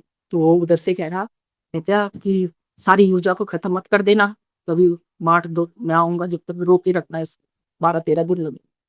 तो मैंने अपने स्कूल के बच्चा वो उन्होंने कहा, "पेड़-पौधे, कुत्ते-बिल्ली जो मतलब ये प्रेम ऐसा है जो इश्क करना सिखा देता है, कुत्ते-बिल्लियों से, जानवरों से, ये प्रेम।" तो कहते, "हर एक को छूना, ऊर्जा को बाँटना, जितना बाँट सकती है उतनी बाँटो।" और फिर वो जो था, ये सारा का सारा, तो ये स्पिरिचुअल जो अब यहाँ से आने के बाद जो अब हमारा अब गुरुजी ने बहुत अच्छी तरह से समझा। फिर मैं वहाँ पर दोबारा गई, इसके बाद जो अगली वीडियो में मैंने बताया था। लेकिन एक लाइट की फ़ॉर्म है सोनम, जो हमेशा एक प्रोटेक्शन देती है। एक लाइट लाइट मेरी हमेशा रक्षा करती है। एक ये लाइट कैसी है, जैसे मैंने यहाँ कुछ गलत सोचा, जैसे ही मैंने देखा कि गुरुजी आए हुए हैं, सारे उनके चरणों में सर रख रहे हैं, और मैं ना रसोई में राजमा बना रही, तो तभी अंदर सारी अरे जाने वाले, मैं भागकर कड़छी हाथ में है, और जाके मैं जाती हूँ, तो फटाफट उनके चरणों में सर रखती हूँ। तो जाके, और वो मेरे को बोलते हैं, "कब जागेगी?" इससे पहले की बात, "कब जागेगी?" किचन में ही लगी रात भर, ये जागे। कोविड के दौरान सोनम, एक बार क्या हुआ, हम हस्बैंड वाइफ दोनों जैसे सो रहे थे, तो मुझे ऐसा लगा जैसे बीच में गुरुजी बैठे हैं व्हाइट पजामा कुर्ता पहने। तो मैं ये बता रही हूँ कि इनकी प्रेज़ेंस किस तरह से है। अब वो ये शक्तियाँ क्या होती है, जब हमारी ये शरीर में है या नहीं है, ये कैसे हमारे ऊपर ऊर्जा कैसे असर करती है। तो मेरे को ऐसे लगा, मैंने ऐसे पीछे गर्दन पकड़ी, कहा जैसे जैसे हमारे दोनों के सर है बीच में, मैंने ऐसे देखा, "गुरुजी आप कैसे हैं?" ठीक है, ऐसे ही आ गए। तो मैंने अपने गुरु भाई को फ़ोन करके कहा कि भाई साहब गुरुजी ठीक है? कहते नहीं, वो वेंटिलेटर पे है, उनका तबीयत ज़्यादा खराब है। फिर भी देखो ऊर्जा को देने के लिए तब भी आ गए हमारे। एक बार क्या हुआ, मेरे इनके कज़न सिस्टर है, वो अब कनाडा में है, तो हमारे वो बड़े भाई साहब ने चौकी करवाई थी, और चौकी करवाते हुए अरिहंत यूगोस्लाविया गए हुए थे, उस टाइम बच्चे बहुत छोटे थे, ये 2000 की बात है। तो अब जब मैं वहां से निकलने लगी तब तक रात के 12 बज गए थे, चौकी इतना टाइम लग गया था, और गाड़ी खुद से ड्राइव करनी थी, दोनों बच्चे भी साथ थे। तो एकदम जब इनका फोन आ गया, जब फोन करके मैं बात करने लगी, तब तक 15 मिनट ओवर हो गई, तो तक बाहर जाके जीरो विजिबिलिटी, और गाड़ी के आगे कुछ भी दिखाई नहीं। तो इनके कजन सिस्टर है और उनके हस्बैंड दोनों, तो भगत सिंह जी जी अब उनकी डेथ हो चुकी है, तो वो कहते आप और हम इकट्ठे चलते हैं, उनको प्रताप बाग वहां जाना था और हमें मॉडल टाउन पुलिस कॉलोनी को जाना था। पर ये रोहिणी की बात है, रोहिणी से पारे थे, जीरो विजिबिलिटी। अब देखा जाए तो वो जेंट्स थे, गाड़ी उनको आगे रखनी चाहिए थी, पता नहीं क्या था। गाड़ी मेरी आगे है, मैं ड्राइव कर रही हूँ, और बच्चे मेरे साथ हैं, और उन्होंने गाड़ी मेरी गाड़ी के पीछे रखी। जब गाड़ी के पीछे रखी तो चलते चले गए। अब कुछ नहीं दिखाई दे रहा, कुछ भी नहीं दिखाई दे रहा, और हम इस तरह से पुलिस कॉलोनी में पहुंचे 1.5 घंटे के बाद। और आप मानोगे, मुझे ऐसा लग रहा था जैसे मैं नहीं चला रही, कोई और ही चला रहा, मुझे कुछ भी नहीं पता कि क्या हो रहा। और मैं जब वहां पर पुलिस कॉलोनी में गाड़ी रोकी और मैं जब उतरी तो मैं हंस रही थी, तो वो भी पीछे आए हुए पसीना वो ऐसे पहुंच रहे थे। तो जिया जी, भगत सिंह जी था ना उनका नाम। तो मैंने कहा कि जिया जी, आज तो लग रहा था कि आज विक्रम राणा से आखिरी बातचीत है, आज तुम चले जाते हो वहीं से। तो वो मेरे को हंसते हुए देख के बड़ी हैरानी ऐसे मेरे की तरफ देखते, क्या आपको हंसी आ रही है? मैंने कहा और क्या। बोलते आपको एक बात बताऊं, मैंने कहा, कहते आपकी ड्राइविंग सीट पर मुझे केवल एक रोशनी दिखाई दे रही थी, इसके अलावा कुछ भी नहीं दिखाई दे। तो ये जो एनर्जी है, जो लाइट है, लाइट की फॉर्म में हमारी किस तरह से हेल्प करती है। एक चीज और बताती हूँ, बहुत बढ़िया है वो। जो क्या हुआ, मैं हमेशा जाती थी ना, मेरा नी रिप्लेसमेंट हुआ 2018 में, तो जैसे मुझे फाइनल हॉस्पिटल जाना था ना एडमिट होने के लिए, आज मैं जान रही हूँ कि मैं हमेशा ना, इधर हम निकलते थे शकुरपुर साइड में ना, एक एक दुकान है वहां पर, देवी देवताओं की फोटो लगी होती है। तो फोटो जब लगी होती है ना, तो मैं हमेशा वहां साईं बाबा की फोटो देखती थी, और बाबा से आशीर्वाद लेती थी, बाबा आज मैं जा रही हूँ। तो वहां से जब मैं निकली ना, तो वो मेरे को साईं बाबा दिखे नहीं। तो मैं झांक रही हूँ इधर उधर, ये भी समझ जाते हैं देख रही है, कुछ देखना चाह रही है। तो मैंने देखा तो फिर वही छतरपुर वाली गुरु जी की फोटो सामने लगी है। तब मुझे ध्यान आया, साईं बाबा कब वो रिप्लेस कर जाते हैं, कब वो आ जाते हैं, कब आधा अधूरा काम वो पूरा कर देते हैं, वो पूरा कर देते हैं। माँ वहां एडमिट हुई, ये हुआ था, सर्जरी हुई थी मेरी वेंकटेश्वर, ये कौन सा था हॉस्पिटल, प्राइमस हॉस्पिटल में, चाणक्यपुरी, शाम के टाइम। क्योंकि हम जब ध्यान करते हैं तो अगर मान लिया मैं बेहोश होंगी, तो उस ध्यान में गुरु जी हमारा कवर कर लेते हैं, उसको बीच में उस ऊर्जा को छोड़ते ही है, वो कवर करते हैं। तो मैंने कहा कि मैं अगर एडमिट हो, मैं सुबह मेरा ऑपरेशन है, तो मैं एक बार उनको फोन कर लेती हूँ। तो मैंने फोन किया, गुरु जी कल मेरी सर्जरी है। तो ठीक है सर, वो कम बोलते, कहते ठीक है, मैं तो ऑपरेशन थिएटर में ये लूंगा। ये बात कोई सोची नहीं थी, ऑपरेशन थिएटर में मिलूंगा। अब वहां कैसे कैसे मिले ऊर्जा की, लाइट की फॉर्म में। जब सुबह अंदर लेके जाने लगी, मैंने कहा भाई मैं चल सकती हूँ, कुछ चेयर पे बिठा, तो कहती नहीं जी, हॉस्पिटल का अपना है, चलना है, आपको उस पे लिटा कर ही ले जाना पड़ेगा। जब लिटा कर ले जा रही थी, तो हस्बैंड साथ साथ ये सबको मना कर दिया था, तो कोई फायदा तो है नहीं, सब परेशान होंगे। तो जब वो जो ऑपरेशन थिएटर में ऐसे ऐसे दरवाजा बंद था, तो उधर जब मेरे स्ट्रेचर अंदर जाने लगा ना, तो मैंने हस्बैंड की तरफ देखा, पीछे के चिल्लो आ रहे थे। तो मेरी ना आंखों में पानी आ गया, ये सोच के कि ठीक ठाक कर देना भगवान जी, सेवा का टाइम है अभी ये। तो इनकी इनकी तरफ देख के ना मेरे को थोड़ा सा इमोशंस हुई। तो जो लेकर जा रहे थे ना, उन्होंने सोचा आंटी डर गई, आंटी डर डर क्यों रहे हो, वो आजकल तो आसान है आसान। मैं उनको कैसे बताऊं कि मैं कुछ और ही सोच रही थी। तो ऑपरेशन थिएटर ऐसे जैसे एक इस अंदर किया उन्होंने मेरी स्ट्रेचर, और उसके बाद दरवाजा बंद करके वो वाला एरिया, एक बेल, एक जैसे कॉरिडोर सा था, वो बिल्कुल अंधेरा था।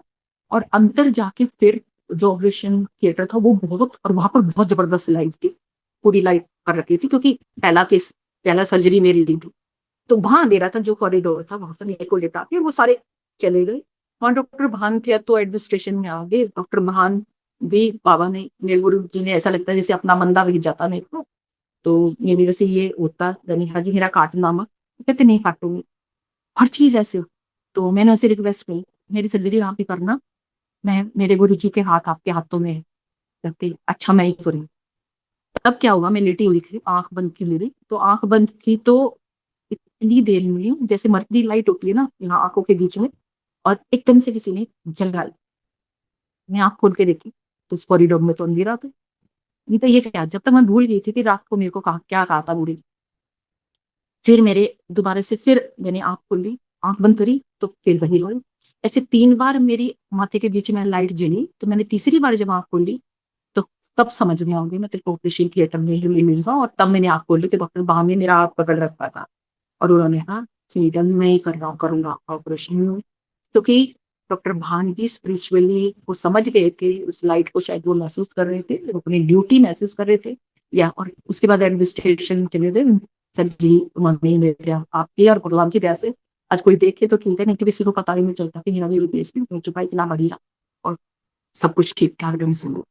आपके अनुभव को जब मैं सुन रही थी एक्चुअली, इतने इतनी एक हमारी जीवन की जो यात्रा होती है ना, इतनी लंबी होती है, इसमें इतना कुछ घटता है कि हम उसे डेली लाइफ में कभी इतनी गहराई से सोच ही नहीं पाते कि डिवाइन हमारे साथ कब कनेक्ट होते हैं, कब हमें क्या अनुभव करवाते हैं। लेकिन जैसे जैसे आपके जीवन में घटनाएं होती गई और आपने उनका कैलकुलेशन आप करते गए तो आपको एहसास हुआ कि डिवाइन हमेशा हर वक्त आपके साथ थे, आपकी प्रोटेक्शन हुई, आपको अच्छे गुरु मिले और आपकी यात्रा बढ़ती गई।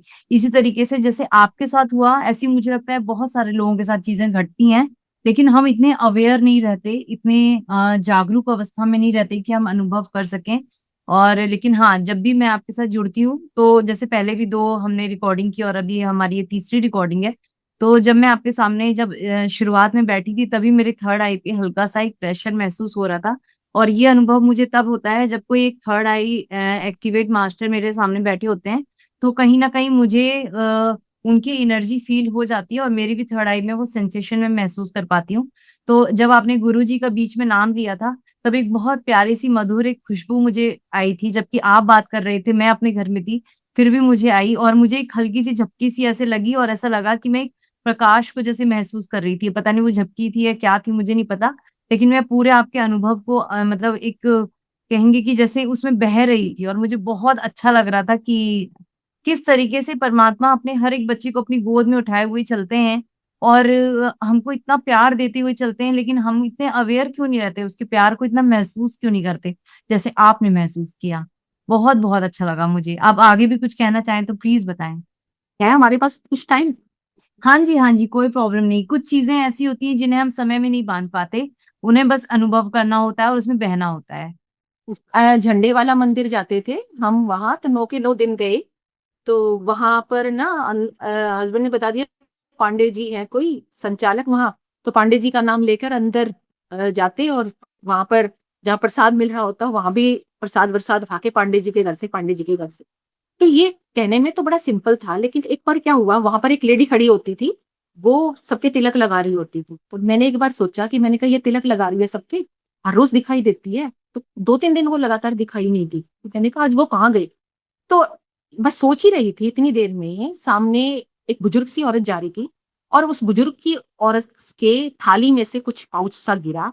और मैंने देखा है कि थाली में से गिरा है, उसके पाउच से वो रोली का पैकेट था। तो इतनी देर में मैंने जब ऊपर जैसे उसको उठाया कि अम्मा जी आपका ये रोली का पैकेट, तो देखा तो सामने कोई लेडी थी ही नहीं। मैंने आसपास सब जगह देखा, बेटे को भी भेजा, बेटा देख कहीं देखो पैकेट गिर गया, तो कोई था ही नहीं वहां पर। और किसका था, तो वो रोली का पैकेट। ये तो चलो एक बार हो सकता है कोई इंसिडेंस कोई हो गया, वैसे ही हो गया होगा। तो एक बार क्या हुआ, जब लास्ट डे था तो हस्बैंड साथ गए। तो मैंने उनको, पांडे जी को पहले तो हाथ जोड़ के बोला कि राम से बड़ा राम का नाम, भाई साहब आपका नाम मैंने इतना यूज किया पांडे जी के घर से, पांडे जी के घर से, और बड़ी ऐश करी है, मैंने प्रसाद भी खाया और साथ के नाम। तो बहुत हंसने लग गए। मैंने कहा आज आपकी शक्ल देख रही हूँ, कम से कम मिलूं तो सही हम जिन पांडे जी के नाम से उसमें। तो वो हंसने लगी। तो उस दिन क्या था कि हमारे हमारे स्पेशल दर्शन करवाए वहां पर, तो अंदर से माला और चुन्नी, हमें चुन्नी उड़ाई और इस तरह से।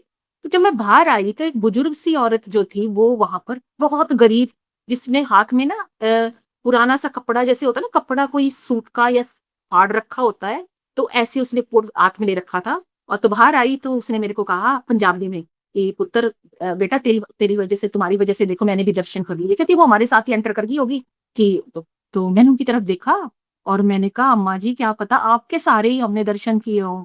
और जो माला उन्होंने मुझे दी थी ना, उनको मैंने माला पहना दी और उनके पैर छू छू लिए। तो ये मैं नहीं कर रही थी, ऐसा लग रहा था जैसे। तो फिर ना वो लेडी ने ना उसकी आंखें भर आई और उसने ना मेरे को वो जो पुराना सा एक नीला सा हरा से रंग के कपड़ा था पुराना सा, उसमें से मुझे 20 का नोट। अब मैंने सोचा इतनी गरीब है बेचारी, ये 20 का नोट। तो कहती नहीं, ये 20 का नोट ले बेटा, और ये तेरा, तू कभी भी इसको ना इधर उधर मत जाने देना, ये मेरा तेरे को आशीर्वाद हो। जब उन्होंने मेरे को 20 का नोट दी, तो 20 का नोट जो था ना, वो देने के बाद जिस तरह से लाइफ में थोड़ा-सा एक जैसे 180 डिग्री में चेंज आना, जिस तरह से शक्ति का किसी रूप को लेकर आना, और किस तरह से हमारे हमारे पास कब किस की हेल्प पहुँच जाती है। सोनम बेटे की तरफ से इतना परेशान हो गए थे हम, जब बेटा 7th-8th में था ना, तो 7th-8th में अरे 8 मतलब बहुत छोटा ही था, और तो मुझे याद नहीं है कब था वो। तो क्या हुआ था, एक वो ना बहुत रात को इतना ज़्यादा डर जाता, और एक दिन क्या हुआ, वो रात को उठ के बैठ गया। सबसे पहले क्या हुआ, एक बार नीचे खेलना था वो, यहाँ झूलेलाल हमने शिफ्ट किया था, 2001-2 की बात है। तो एकदम से उसके पैरों में ना कुछ आया, जैसे कुछ पैर में कुछ ना लिपटा हुआ है। तो हमने वो उसने कहा कि क्या है, रस्सी है? तो देखा तो पैर के आसपास सांप लिपटा हुआ था। ये पहले मंगलवार की बात है। फिर अगले ही मंगलवार को क्या हुआ कि उसको वो जो प्रेस्टीज वाला जो प्रेशर कुकर होता था ना, उसमें आलू मटर जो सब्जी बनी हुई थी, तो उसने क्या किया, वो प्रेस्टीज वाला जो कुकर है वो प्रेशर पूरा था, और उसने वो जल्दी खाने के चक्कर में और वो ढक्कन उसने खोल ली। जब ढक्कन एकदम से फटाक से खुला, तो वो एकदम से उसका वो तो शुगर मानो थोड़ा पीछे था, नहीं तो सारा का सारा उसकी फेस पे आता। तो अच्छा, उसके अगले ही मंगलवार को क्या हुआ, रात को 3 बजे के करीब वो उठा, और उठकर उसने इतना बुरी तरह चीख रहा था, आप इतना बुरी तरह कि मैं मतलब इमेजिन भी नहीं कर सकते कोई बच्चा इतना 3 बजे। और उसने रजाई को ऐसे तय करके, और जैसे बिल्कुल हनुमान जी की शेप में ऐसे करके खड़ा, और रजाई को ऐसे हाथ में ले रखा और खड़ा हो गया चीख रहा बुरी तरह से। अब समझ में नहीं आई, वो जय किशन भाई साहब का वही बेटा शिनो जो है वो आया हुआ था। तो वो भी, हम सारे डर गए। हस्बैंड उस टाइम थाने में पोस्ट रात की ड्यूटी थी। तो अब हमने मुझे कुछ समझ में ना आया, मैं वो रामायण लेके आई, रामायण लेके उसकी छाती पे रामायण रखी और ऐसे रख के वो फटाफट सो गया। तो ये सारा चलता रहा उसकी परेशानी का कारण। तो मुझे याद आया जब ये 2 साल का था, तो 4th फ्लोर पे एक बार हम किसी के घर गए हुए थे, तो बिल्कुल ये उससे कोने पे आ गया था, और ये मेरी नज़र ना पड़ती, भागकर अगर इसको पकड़ती तो भी ये डर के मारे नीचे चला जाता। उस दिन ये पहला बचाव हुआ था, और इसके बाद इसकी लाइफ में इस तरह से चलता जा रहा था। तो फिर एक दिन क्या हुआ, दिवाली वाले दिन ये हमारा किस तरह से ये सारा जो उसके ऊपर जो परेशानियों का था कैसे खत्म हुआ। दिवाली वाले दिन एक सारंग भाई साहब हैं, वो शिरडी से आए थे, और वो 4:30 के करीब आए और नीचे ही मेरे को बुलाया कि मुझे जल्दी है, पूजा का टाइम हो रहा है, और मैं आप ये आपके लिए ना ये प्रसाद लेकर आ रहा हूँ। तो उसमें उदी थी, और साथ में वो जो खांड का मिश्रित प्रसाद होता है, वो 2 पैकेट उन्होंने मेरे को दिए। मैंने कहा भाई साहब ऊपर तो आ जाओ। कहते नहीं, मैं अब जा रहा हूँ और जल्दी जाना है। तो वो चले गए, और मैंने पूजा वाले में उनको दोनों को खोल के 2 कटोरियों में उसको निकाल दी। तो अब ये रात को दिवाली के लिए जब जाने लगे नीचे, तो इसके अंदर वही फिर अजीब सा शुरू हो गया, और इसने दरवाजे पूरी खिड़कियों को धड़ाम से मारना, गुस्से में मुझे ये कहना। वो ऐसे कुछ नॉर्मल था नहीं, पर पता नहीं उसमें कौन से एक तरह से नेगेटिविटी हार्ट इसको करती। तो मुझे ये नहीं पहना, ये नहीं पहना, ये नहीं पहना, तो इसलिए एक शर्ट निकाला। वो शर्ट इनको किसी ने गिफ्ट की, जिसने गिफ्ट किया था उसको पता था कि इनका साइज 42 है, लेकिन वो 40 साइज। अब उसने देखा, उस टाइम वो लंबा काफी था, उसने कहा ये तो नहीं पहनना, उस शर्ट उठाया और फेंक दिया। मैं आराम से पूजा वाले में बैठी हुई थी। उस दिन पहली बार ऐसा था जब मैंने जोत नहीं जला की, केवल मैं वो प्रसाद लेकर ही उसमें बैठी थी। तो इतनी देर में और फिर मैंने सोचा कुछ दिए तो जला ही लेती हूँ। मैंने 7-8 दिए वैसे ही जला लिए, मिट्टी वाले दिए, और वहाँ दिए जलाकर मैं बैठी थी। तो इतनी देर में ना इसने आराम से खिड़की-विड़की वो जो अलमारी बंद करके और फिर एक टी-शर्ट पहनी जो उसके मामा ने उसको दी थी, और उसके सामने ना यहाँ रबर प्रिंट था, ग्रीन कलर की टी-शर्ट। अब ये मेरे पास आया, उससे मैं भुनभुनाता हुआ और मैं चाह रहा हूँ नीचे पटाखे चलाना। तो पता नहीं मेरे दिमाग में क्या आया, मैंने वो ऊदी जो थी, वो ऊदी ऐसे उसमें से कटोरी में से उठाई और इसके ना अच्छा अच्छा नीचे आओ। तो जैसे मैं इसको नीचे बुला रही थी ना, इसने फूंक मारी और मेरे सारे दिए बुझा दिए। तो अब मुझे समझ में ही नहीं आ रहा था। कई बार क्या होता है कि हमारी ना बुद्धि खत्म हो जाती है, कुछ चीज़ें समझ में नहीं आती कि हो क्या रहा है। तो मैंने कहा अच्छा तू नीचे गर्दन तो कर ले, अच्छा कुछ भी मत कर तू, एक बार ये ऊदी तो लगा ले। मैंने इसके ऊदी यहाँ से लगा के और यहाँ ऐसे करके यूँ लगा, ऐसे ऐसे करा तो लगा के और फिर ये नीचे चला गया। 10 मिनट बाद ही बेटी आई और बेटी ने कहा कि वो जल गया, हाथ में उसके वो अनार फट गया। अब मैं वहीं बैठी हूँ, बिल्कुल, ना कोई हिला जा रहा, ना कुछ और। अब हमारे नेबर्स हैं सामने, वो भी इतने अच्छे, और वो सारे आए, इसका हाथ तब तक ये खिसिया गया था बुरी तरह से। मेरे पास आके कहता है, "मम्मी, देखो मेरे हाथों की रोड से हो रही हूँ और इसके ना देखो यहाँ से बाल सारी ये और ये और ये य यहाँ यहाँ।" और जो पूरा रबर प्रिंट था ना, वो पूरा का पूरा आग उस रबर प्रिंट को खींच के ले गई। ये बिल्कुल साफ, लेकिन इसके जहाँ-जहाँ उड़ी लगी थी, वहाँ इन बालों पे रत्ती भर भी आग का कोई झुका नहीं था, कुछ भी नहीं था, और ये बिल्कुल ठीक था। और वो दिन है आज। आज उसके बाद इसमें स्पिरिचुअलिटी का लेवल तो है ही, जो बढ़ा भी है आगे, सब कुछ हुआ है। लेकिन उसके बाद उस तरह से जो ये चीखना या वो तमाशे करना, वो सावधान-सावधान नहीं है। तो ये सारी चीज़ों का यही अगर है, कुछ चीज़ें मैं अपनी तरफ से एक रिक्वेस्ट करूँगी। जैसे हम हरिद्वार गए थे, तो हम वो कह रहे थे सारे हम घूम कर आ रहे हैं, थोड़ा साइट सीइंग के लिए जाएँगे। जब भी किसी तीर्थ स्थल पे, किसी भी धार्मिक स्थल पे, किसी भी शक्ति के वहाँ जाओ, तो डिसाइड करके जाओ कि तुम्हें वो तीर्थ स्थल समझ के जाना है या साइट सीइंग के लिए या पिकनिक मनाने के लिए गोवा जाना है। मैंने वहाँ आटे की गोलियाँ भी बना ली थी और शाम को मुझे वो गोलियाँ देनी थी, लेकिन टेलीपैथिकली क्या हुआ, ऐसा लगा कि नहीं, ये मुझे अपनी इस ऊर्जा को सारे को समेट के अपने घर लेकर जाना है और उस ऊर्जा को ज़रूर लेकर आओ, और ये मेरे साथ हो चुका है। सालासर हम जाते हैं हर साल, एक बार हमने प्रसाद लिया और प्रसाद सवा मणी लगाई थी और सारा हमारा गाड़ी में रखा था। एक दिन में ताज़ा बना हुआ चिड़ावा से संजय के यहाँ से बनता प्रसाद और कभी खराब नहीं होता एक दिन में। और अगले दिन जब हम वापस आए तो हम जो साथ में गए हुए थे उन्होंने होता जयपुर भी चल पड़। हम जयपुर चले गए। अगले दिन जब हमने सवा मनी जब बाँधी थी तो पूरी लगी हुई थी। जिनके घर भी गई इन्होंने बताया कि ये खराब हो रही है। ऑकवर्ड पोज़ीशन तो होती है क्योंकि इंटेंशन नहीं होती। तो मैं सबसे एक तो रिक्वेस्ट ये करूँगी, कभी भी किसी स्थान पे जाते हो तो उस ऊर्जा को लेकर अपने घर जाओ, समेट कर लेकर जाओ। ऐसे 2 चीज़ें डिसाइड कर लो, या तो तुम्हें पिकनिक मनानी है या किसी जगह पर जाओ। बस आज हम इतना ही अ, है। और हरिद्वार में जो है हमारा एक्सपीरियंस, सबका बहुत-बहुत थैंक्स, वहाँ पर इतना अच्छा लगा। और मुझे लग रहा है कि हमारे गुरुदेव ने वहाँ भेजा है, उसके पीछे उन्हीं की कोई मंशा है, हमें वहाँ भेजने के पीछे। और उनको पता था कि विक्रम और सुनीता के लिए अब ये टाइम ऐसा है, जब वो जैसे होता है ना होमलेस वांडरर जो होते हैं, जैसे वो भटक रहे हो इधर से उधर, कहाँ जाएँ, क्या करें? शांति, तसल्ली, सुकून, श्रद्धा, तो वो वहाँ पर हमें सारी चीज़ें मिली। और अब ऐसा लगता है कि वहाँ हमारा ये जब तक वहाँ कुछ तो ऐसा है जहाँ पर वहाँ बनकर बैठेंगे, ध्यान करेंगे, आप सबके इंतज़ार करेंगे, कोशिश करेंगे आप सबको साथ लेकर चले। एक बड़ी-सी बस भी करें और बस में सारे मिलकर वहाँ इकट्ठे जाएँ और सारे वहाँ ध्यान करें और सारी आपस में बातें शेयर करें। यही कहूँगी बस। भगवान करे, गुरुदेव करें, आपने जो ये इतना सुंदर एक सोच रखी है कि आप सबको हरिद्वार लेकर जाएँ गुरुदेव के आश्रम में और सबको एक साथ संगत जाए, वहाँ गुरु जी का ध्यान करे, उनका जो सत्संग करे, तो ये आपका जो आप इतनी सुंदर विचार हैं, ये भगवान जल्दी इसको पूर्ण जो है फलित करें, ताकि मैं भी इसका हिस्सा बनूँ और जाऊँ, क्योंकि ये मेरे भी जीवन का एक अनुभव है कि हरिद्वार में बेशक 2 दिन के लिए ही गई थी आश्रम में, लेकिन ऐसा लग रहा है जैसे मुझे बार-बार जाना है, गुरुदेव बुला रहे हैं और एक अजीब-सा खिंचाव हो रहा है उस तरफ, और वहाँ पे भी जो ध्यान का अनुभव था वो भी बहुत अनोखा ही था। आप सबसे मिलना और गुरुदेव के आश्रम का वो पवित्र वातावरण, वो ऊर्जा वहाँ की अद्भुत थी। मैं भी उस चीज़ की गवाह हूँ और महसूस किया है मैंने भी उस चीज़ को।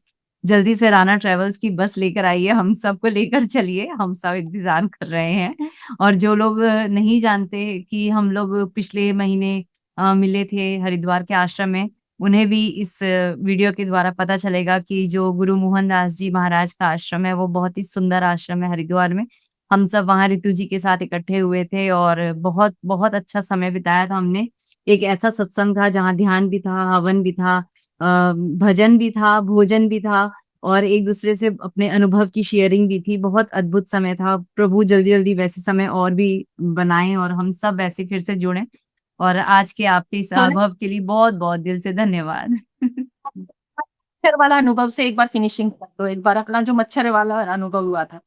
हाँ, मैं चाहूंगी कि आप सुनाइए मच्छर वाला अनुभव, वो बहुत अनोखा था, क्योंकि मैं तो केवल उसे उसे एक रात को नॉर्मल एक रात समझकर बिता रही थी, लेकिन जब हम दोनों ही सेम चीज फील कर रहे थे उस रात में और आपने ही वहां पे ये बात जिक्र की थी, तो आप ही सुनाइए, वो ज्यादा अच्छा रहेगा। ये तो इसका मतलब पूरे पॉडकास्ट का सम अप कर सकते हैं कि हम मच्छर के रूप में भी हमें शक्ति कुछ ना कुछ कनेक्शन हो सकता है। जी उस जी। दिन क्या हुआ, रात को जब मैं सोई वहां पर दो चीजें मैंने बहुत महसूस करी कि 2 बजे के करीब या 2:15 के करीब ऐसा लगता है जैसे कोई टेलीपैथिकली कोई उठा देता है कि सो क्यों रही है, उठ जा, सो क्यों रही है। अच्छा, उस दिन क्या हुआ, हमारे अगले दिन वापस आना था। तो अब एक तो ये होता है कि कल वापस जाना है, और पूरी रात ना एक मच्छर और दाएं कान में ना अ, उस मच्छर की आवाज भी ना कुछ डिफरेंट थी, जो मच्छर की आवाज से अलग था। कभी ऐसा लग रहा है जैसे कुछ श्लोक सा था या कभी, और मैं वो चुन्नी लेती और चुन्नी से ना उसको ऐसे करके दबा देती, तो फिर अंदर से आवाज आती, मार क्यों रही है, मार क्यों रही है, और फिर हटाती। फिर उसके बाद तो ये जो प्रोग्राम था, वो मच्छर जो भी थे वो कौन थे, एरियल, एरियल सोल ही क्या था मुझे नहीं पता। तो ना वो पूरी रात ना, और 4:15 बजे पूरा, और तब वो सारा प्रोग्राम उनका कंडक्ट हो गया, भजन कीर्तन जो कान में करने थे। तो अगले दिन जब वो मेडिटेशन हॉल में हम सारे बैठे थे, तो सोनम उसी टाइम पहुंची थी वहां पर। तो जब हम सारे अपने एक्सपीरियंसेस शेयर कर रहे थे कि आज मेडिटेशन के दौरान हमें कुछ फील हुआ, कैसे हुआ। तो रात को तभी मैंने ये शेयर जब किया कि मच्छर रात को 4:15 बजे, तो यकायक ना सोनम ने कहा कि अ, मुझे भी ऐसा ही कुछ लगा था। तो हम सब ने हैरानी से इसकी तरफ ऐसे देखा, ये क्या कह रही है। तो तब उन्होंने कहा कि इसने सेम बताया कि पूरी रात ऐसे ही मच्छर और मार मार क्यों रही है ऐसे। और फिर उन्होंने इसने कहा कि ये ना कान में, और पूरी 4:15 बजे तक मेरे को ऐसे ही परेशान रखा।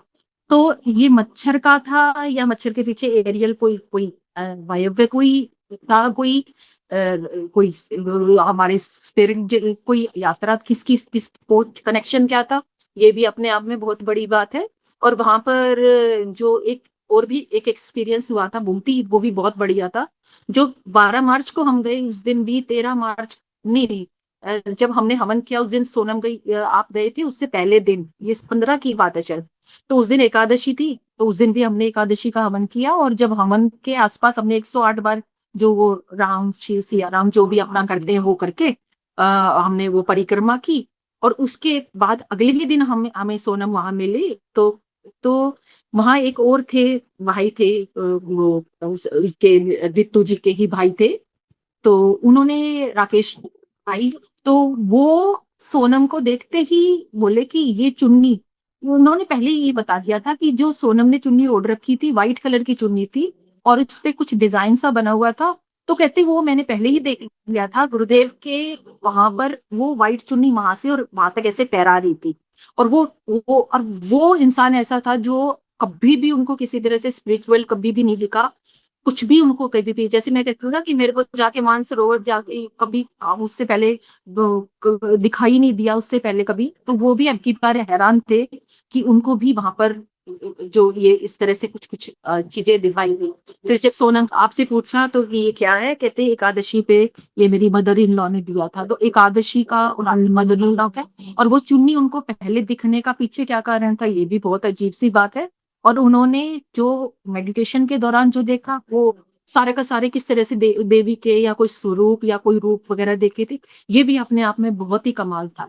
और रितु दीदी के साथ का, और वहां पर जो जो जितने भी वहां जो प्रेजेंट हैं, वहां पर हर बंदा सत्संग है। हम इसको प्रमोट करने के लिए नहीं बोल रहे कि हम कोई कोई कोई फाइनेंशियल या कोई ऐसा है कि हम करें, लेकिन वहाँ जब संगत से मिले तो वो पंजाब की संगत मैक्सिमम, दिल्ली के तो 2-4 ही हैं लोग, लेकिन उन लोगों का जो विश्वास और वो जो अपना जो शेयर करने का जो तरीका है और जो उनकी आँखों में जो प्रेम और जो सच्चाई और उनको जो जो है ना, वहाँ पर कोई ऐसा नहीं है कि एक इंसान भी कोई अपनी बड़ाई की बात कर रहा, सब ये। और उन्हीं से मैं इंस्पायर हुई और उन्हीं को देखकर मुझे ये लगा, ये अपने गुरुदेव की हर बात इतनी बता रहे हैं, तो मैं किस चीज़ का इंतज़ार कर रही हूँ कि मैं अपने गुरुदेव का क्या एक बार भी मैं अपने उनके बारे में नहीं बता सकती कि उन्होंने हमें कहाँ से कहाँ ले जाकर पहुँचा दिया। तो ये हमारा इंस्पिरेशन वहीं मिली थी, उन लोगों को मिलकर ही मुझे लगा कि आज फिज़िकल फ़ॉर्म में है, तो मैं अपने गुरुदेव के बारे में ना कहूँ कि वो हमारे लिए क्या है,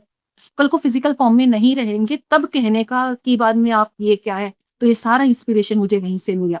गुरु वो हैं, कोई भी हैं, फिर भी दीक्षा वाले गुरु जो मेरे मुँह हैं, लेकिन उन्होंने किनके पास भेजा, कितनी शिक्षाएँ हमें दिलवाई और किस-किस के थ्रू हमें ये कहाँ लेवल हमें मिल गया जो कि हम इस लायक ही नहीं थे। मैं तो कहती हूँ हम हमारी है ही नहीं औकात कि हम इस लेवल पे पहुँच सके। कोई कुंडलिनी कब हुई, क्या हुई और सोनम एक चीज़ और भी है कि कुंडलिनी जात का जो हमारे गुरुदेव का है वो बहुत साइंटिफिकली वो करते हैं। वो कहते हैं होमवर्क तुम्हें ही करना है। कुंडलिनी जो कहते हैं कि वो हल्की सी जैसे 24 घंटे में अगर तुम करते हो, जब ध्यान करते हो तो वो कुंडलिनी जब उठती है या तुम गायत्री से शुरू करवाया था, तो वो उसके नीचे एक जैसे बेड सोर होता है ना और बेड सोर सोर को ठीक करते हैं, तो उस जैसे-जैसे उस पे उसका इलाज करते चले जाते हैं तो उसके नीचे एक स्किन आने लग जाती है। तो ऐसे उनका तरीका है कि तुम इसको व्रत को छोड़ो मत, इसको रेगुलर जब तुम करोगे ना, तो वो कुंडलिनी जो तुम्हारी उठी है, उसके नीचे एक बाल के जितनी जो लेयर धीरे-धीरे आती चली जाएँगी, तो उससे वो कुंडलिनी गिरेगी नहीं। जैसे किसी भी गुरु के पास गए और आज्ञा चक्र से उन्होंने शुरू किया, कुंडलिनी जागृत होगी, उन्होंने आशीर्वाद दिया, लेकिन कुछ दिन के बाद वो कुंडलिनी दोबारा के दोबारा फिर से गिर जाती है। लेकिन आज हम लोगों को अपना हमारे गुरुदेव का इतना ज़बरदस्त आशीर्वाद है कि उन्होंने साइंटिफिकली एक साइंस के साथ-साथ उन्होंने कुंडलिनी को इस तरह से बंदोबस्त कर दिया कि अगर वो उठी भी है, तो नीचे उसके अंदर नीचे जो लेयर है, वो उसको कभी गिरने नहीं देंगे। तो इतना बड़ा उपकार उन्होंने हमारे ऊपर किया है। और एक बहुत बड़ी बात है सोनम कि आज आज अगर कल को हमारा हम जैसे हमारा काम खत्म हुआ, सासों की का भुगतान खत्म हो गया, हमारे कर्मों का भुगतान खत्म हो गया, झोला उठा यार अगर कल को हम हमारे प्राण चले जाते हैं, तो हर रोज़ हमारी आत्मा जो है उस ब्रह्म से मिलके आती है। व ब्र उसको उसको उसको प्राइम सोल से जब हर रोज़ उस ब्रह्मांड इसको ब्रह्मानंद बोलते हैं। जब आज हमारी हर रोज़ ही हम जब ध्यान करते हैं और उस ब्रह्म को मिलके आती है, तो जिस दिन हमारा फाइनली हम चले जाएँगे, जिस दिन हमारा यहाँ काम खत्म हो जाएगा, उस दिन भी उस ब्रह्म में जाके मिल जाएगी। उसके बाद हमारे लिए कोई भी रिचुअल, कोई कुछ तो आंकड़े, कुछ और उसकी कुछ भी किसी चीज़ की ज़रूरत नहीं है, क्योंकि ऑटोमैटिकली उसमें मिल जाएगी। इससे बड़ा आशीर्वाद और कहाँ से किसका कैसे मिल सकता है? ये कोई गुरु के अलावा कोई कर सकता है? गुरु ही हैं जो गोविंद से हमें जोड़ते हैं और गुरु ही हैं जो हमारा बेस बनाते हैं। पर वही बात है ना कि सच्चे गुरु का मिलना असंभव है। आपके जीवन में आप लकी थे, आपको गुरुदेव मिले। हम हरिद्वार के आश्रम गए थे, गुरु देव के आश्रम में गए थे। वहां पे भी हमें एक सत्य गुरु मिले। मैं ध्यान कई वर्षों से कर रही हूँ, लेकिन वहां का जो मेरा एक दिन का अनुभव था वो अद्भुत था गुरुदेव का। और मतलब जैसे अभी आपने बताया कि जो रितु दीदी के ब्रदर हैं राकेश भैया, वो और मैं एक दूसरे को कभी नहीं जानते थे। मैं आश्रम में पहली बार आ रही थी, आप लोग ऑलरेडी 4 दिन से आश्रम में रह रहे थे। मैं कौन से कपड़े पहनकर आने वाली थी किसी को कुछ पता नहीं था। गुरुदेव ने मेरा दुपट्टा उनको दिखाया, राकेश भैया को, कि लहराता हुआ है, गुरुदेव की मूर्ति के आगे से उड़ रहा है। तो ये मैं खुद अचंभित हो गई कि मेरा दुपट्टा जब उन्होंने ध्यान में देखा, और जब उन्होंने मुझे मेरे दुपट्टे के साथ देखा तो उन्होंने कहा, अरे ये तो मैंने अभी ध्यान में देखा था। तो मुझे ऐसा लगा कि, और जब मैं खुद ध्यान में बैठी, मुझे गुरुदेव का वो जो एक्सपीरियंस है, मैं लाइफ टाइम नहीं उसे भूल सकती। वो जो अद्भुत करेंट था, वो गुरुदेव का जो स्पर्श था, वो मतलब इतना चमत्कारी था, इतना चमत्कारी था कि वैसा अनुभव मैंने कभी नहीं किया था आज से पहले, उस दिन से पहले।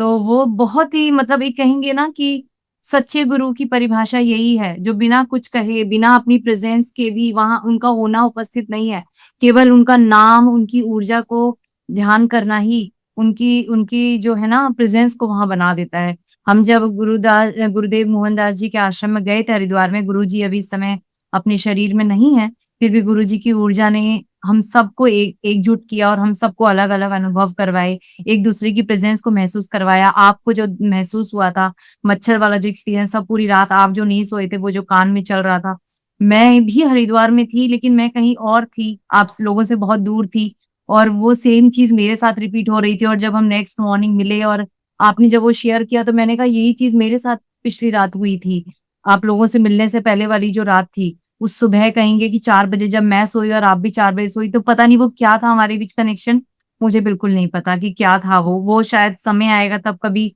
समझ में आएगा कि वो मच्छर क्या था, वो गुनगुनाना क्या था कानों में, पूरी रात सोने क्यों नहीं दिया गया। और जैसे अभी मैं भी एक गुरुदेव हैं, गुरुदेव रामलाल जी स्याग, उन्हें मैंने गुरुदेव के रूप में स्वीकार करके अभी मैं उनका मंत्र जप कर रही हूँ, उससे भी मुझे बहुत अद्भुत अनुभव हो रहे हैं। तो मुझे ऐसा लगता है कि ये चुनिंदा जो जिनको गुरु की उपाधि या जो ये पद मिले हैं, एक्चुअल गुरु यही हैं, और यही गुरु हैं जो हमें गोविंद से मिलाने का काम कर रहे हैं। तो जो भी व्यूअर आज इस वीडियो को देख रहे हैं, अगर आपके भी दिल में गुरु के प्रति थोड़ा भी भाव है, आप गुरु को ढूंढ रहे हैं, तो आप गुरु को मत ढूंढिए, गुरु आपको ढूंढ लेंगे। जैसे मैंने बहुत गुरु को ढूंढा, मुझे नहीं मिले थे गुरु, लेकिन अचानक से एक वीडियो आया और ऐसा लगा कि ये वीडियो मेरे लिए है। और जब मैंने गुरुदेव के सामने समर्पण किया, मुझे लगा कि बस यही मेरे गुरु हैं, उनसे मैं जुड़ गई। और ऐसे ही बहुत सारे गुरुदेव गुरुदेव जैसे कि नीम करौली बाबा, मुझे पता है कि महाअवतार बाबा जी, ये सारे ऐसे अद्भुत गुरु हैं जो मेरे जीवन में आकर उन्होंने कहीं ना कहीं मुझे संभाला है और मुझे आगे बढ़ाकर एक सच्चे गुरु से उन्होंने मुझे जोड़ दिया फाइनली, कि आगे का रास्ता अब तुम्हें इनके साथ तय करना है। तो वैसे ही मुझे भी ऐसा लगता है कि आपके भी गुरुदेव एक महान है, उनको भी मैं अपना जो है नमन करती हूँ पूरे दिल से, अपना एक कृतज्ञता अपनी भेजती हूँ कि वो मेरे इस प्रणाम को, मेरे इस दिल के जो नमन को स्वीकार करें। जहां भी हैं वो, जिस अवस्था में भी हैं, अपना आशीर्वाद हम सबको दें, और इस वीडियो को देखने वाले सबको गुरु का आशीर्वाद प्राप्त हो, ताकि हम गुरु से गोविंद तक की अपनी यात्रा को बहुत सहज रूप से पूरी कर सकें। बहुत बहुत दिल से आभार। जय गुरुदेव।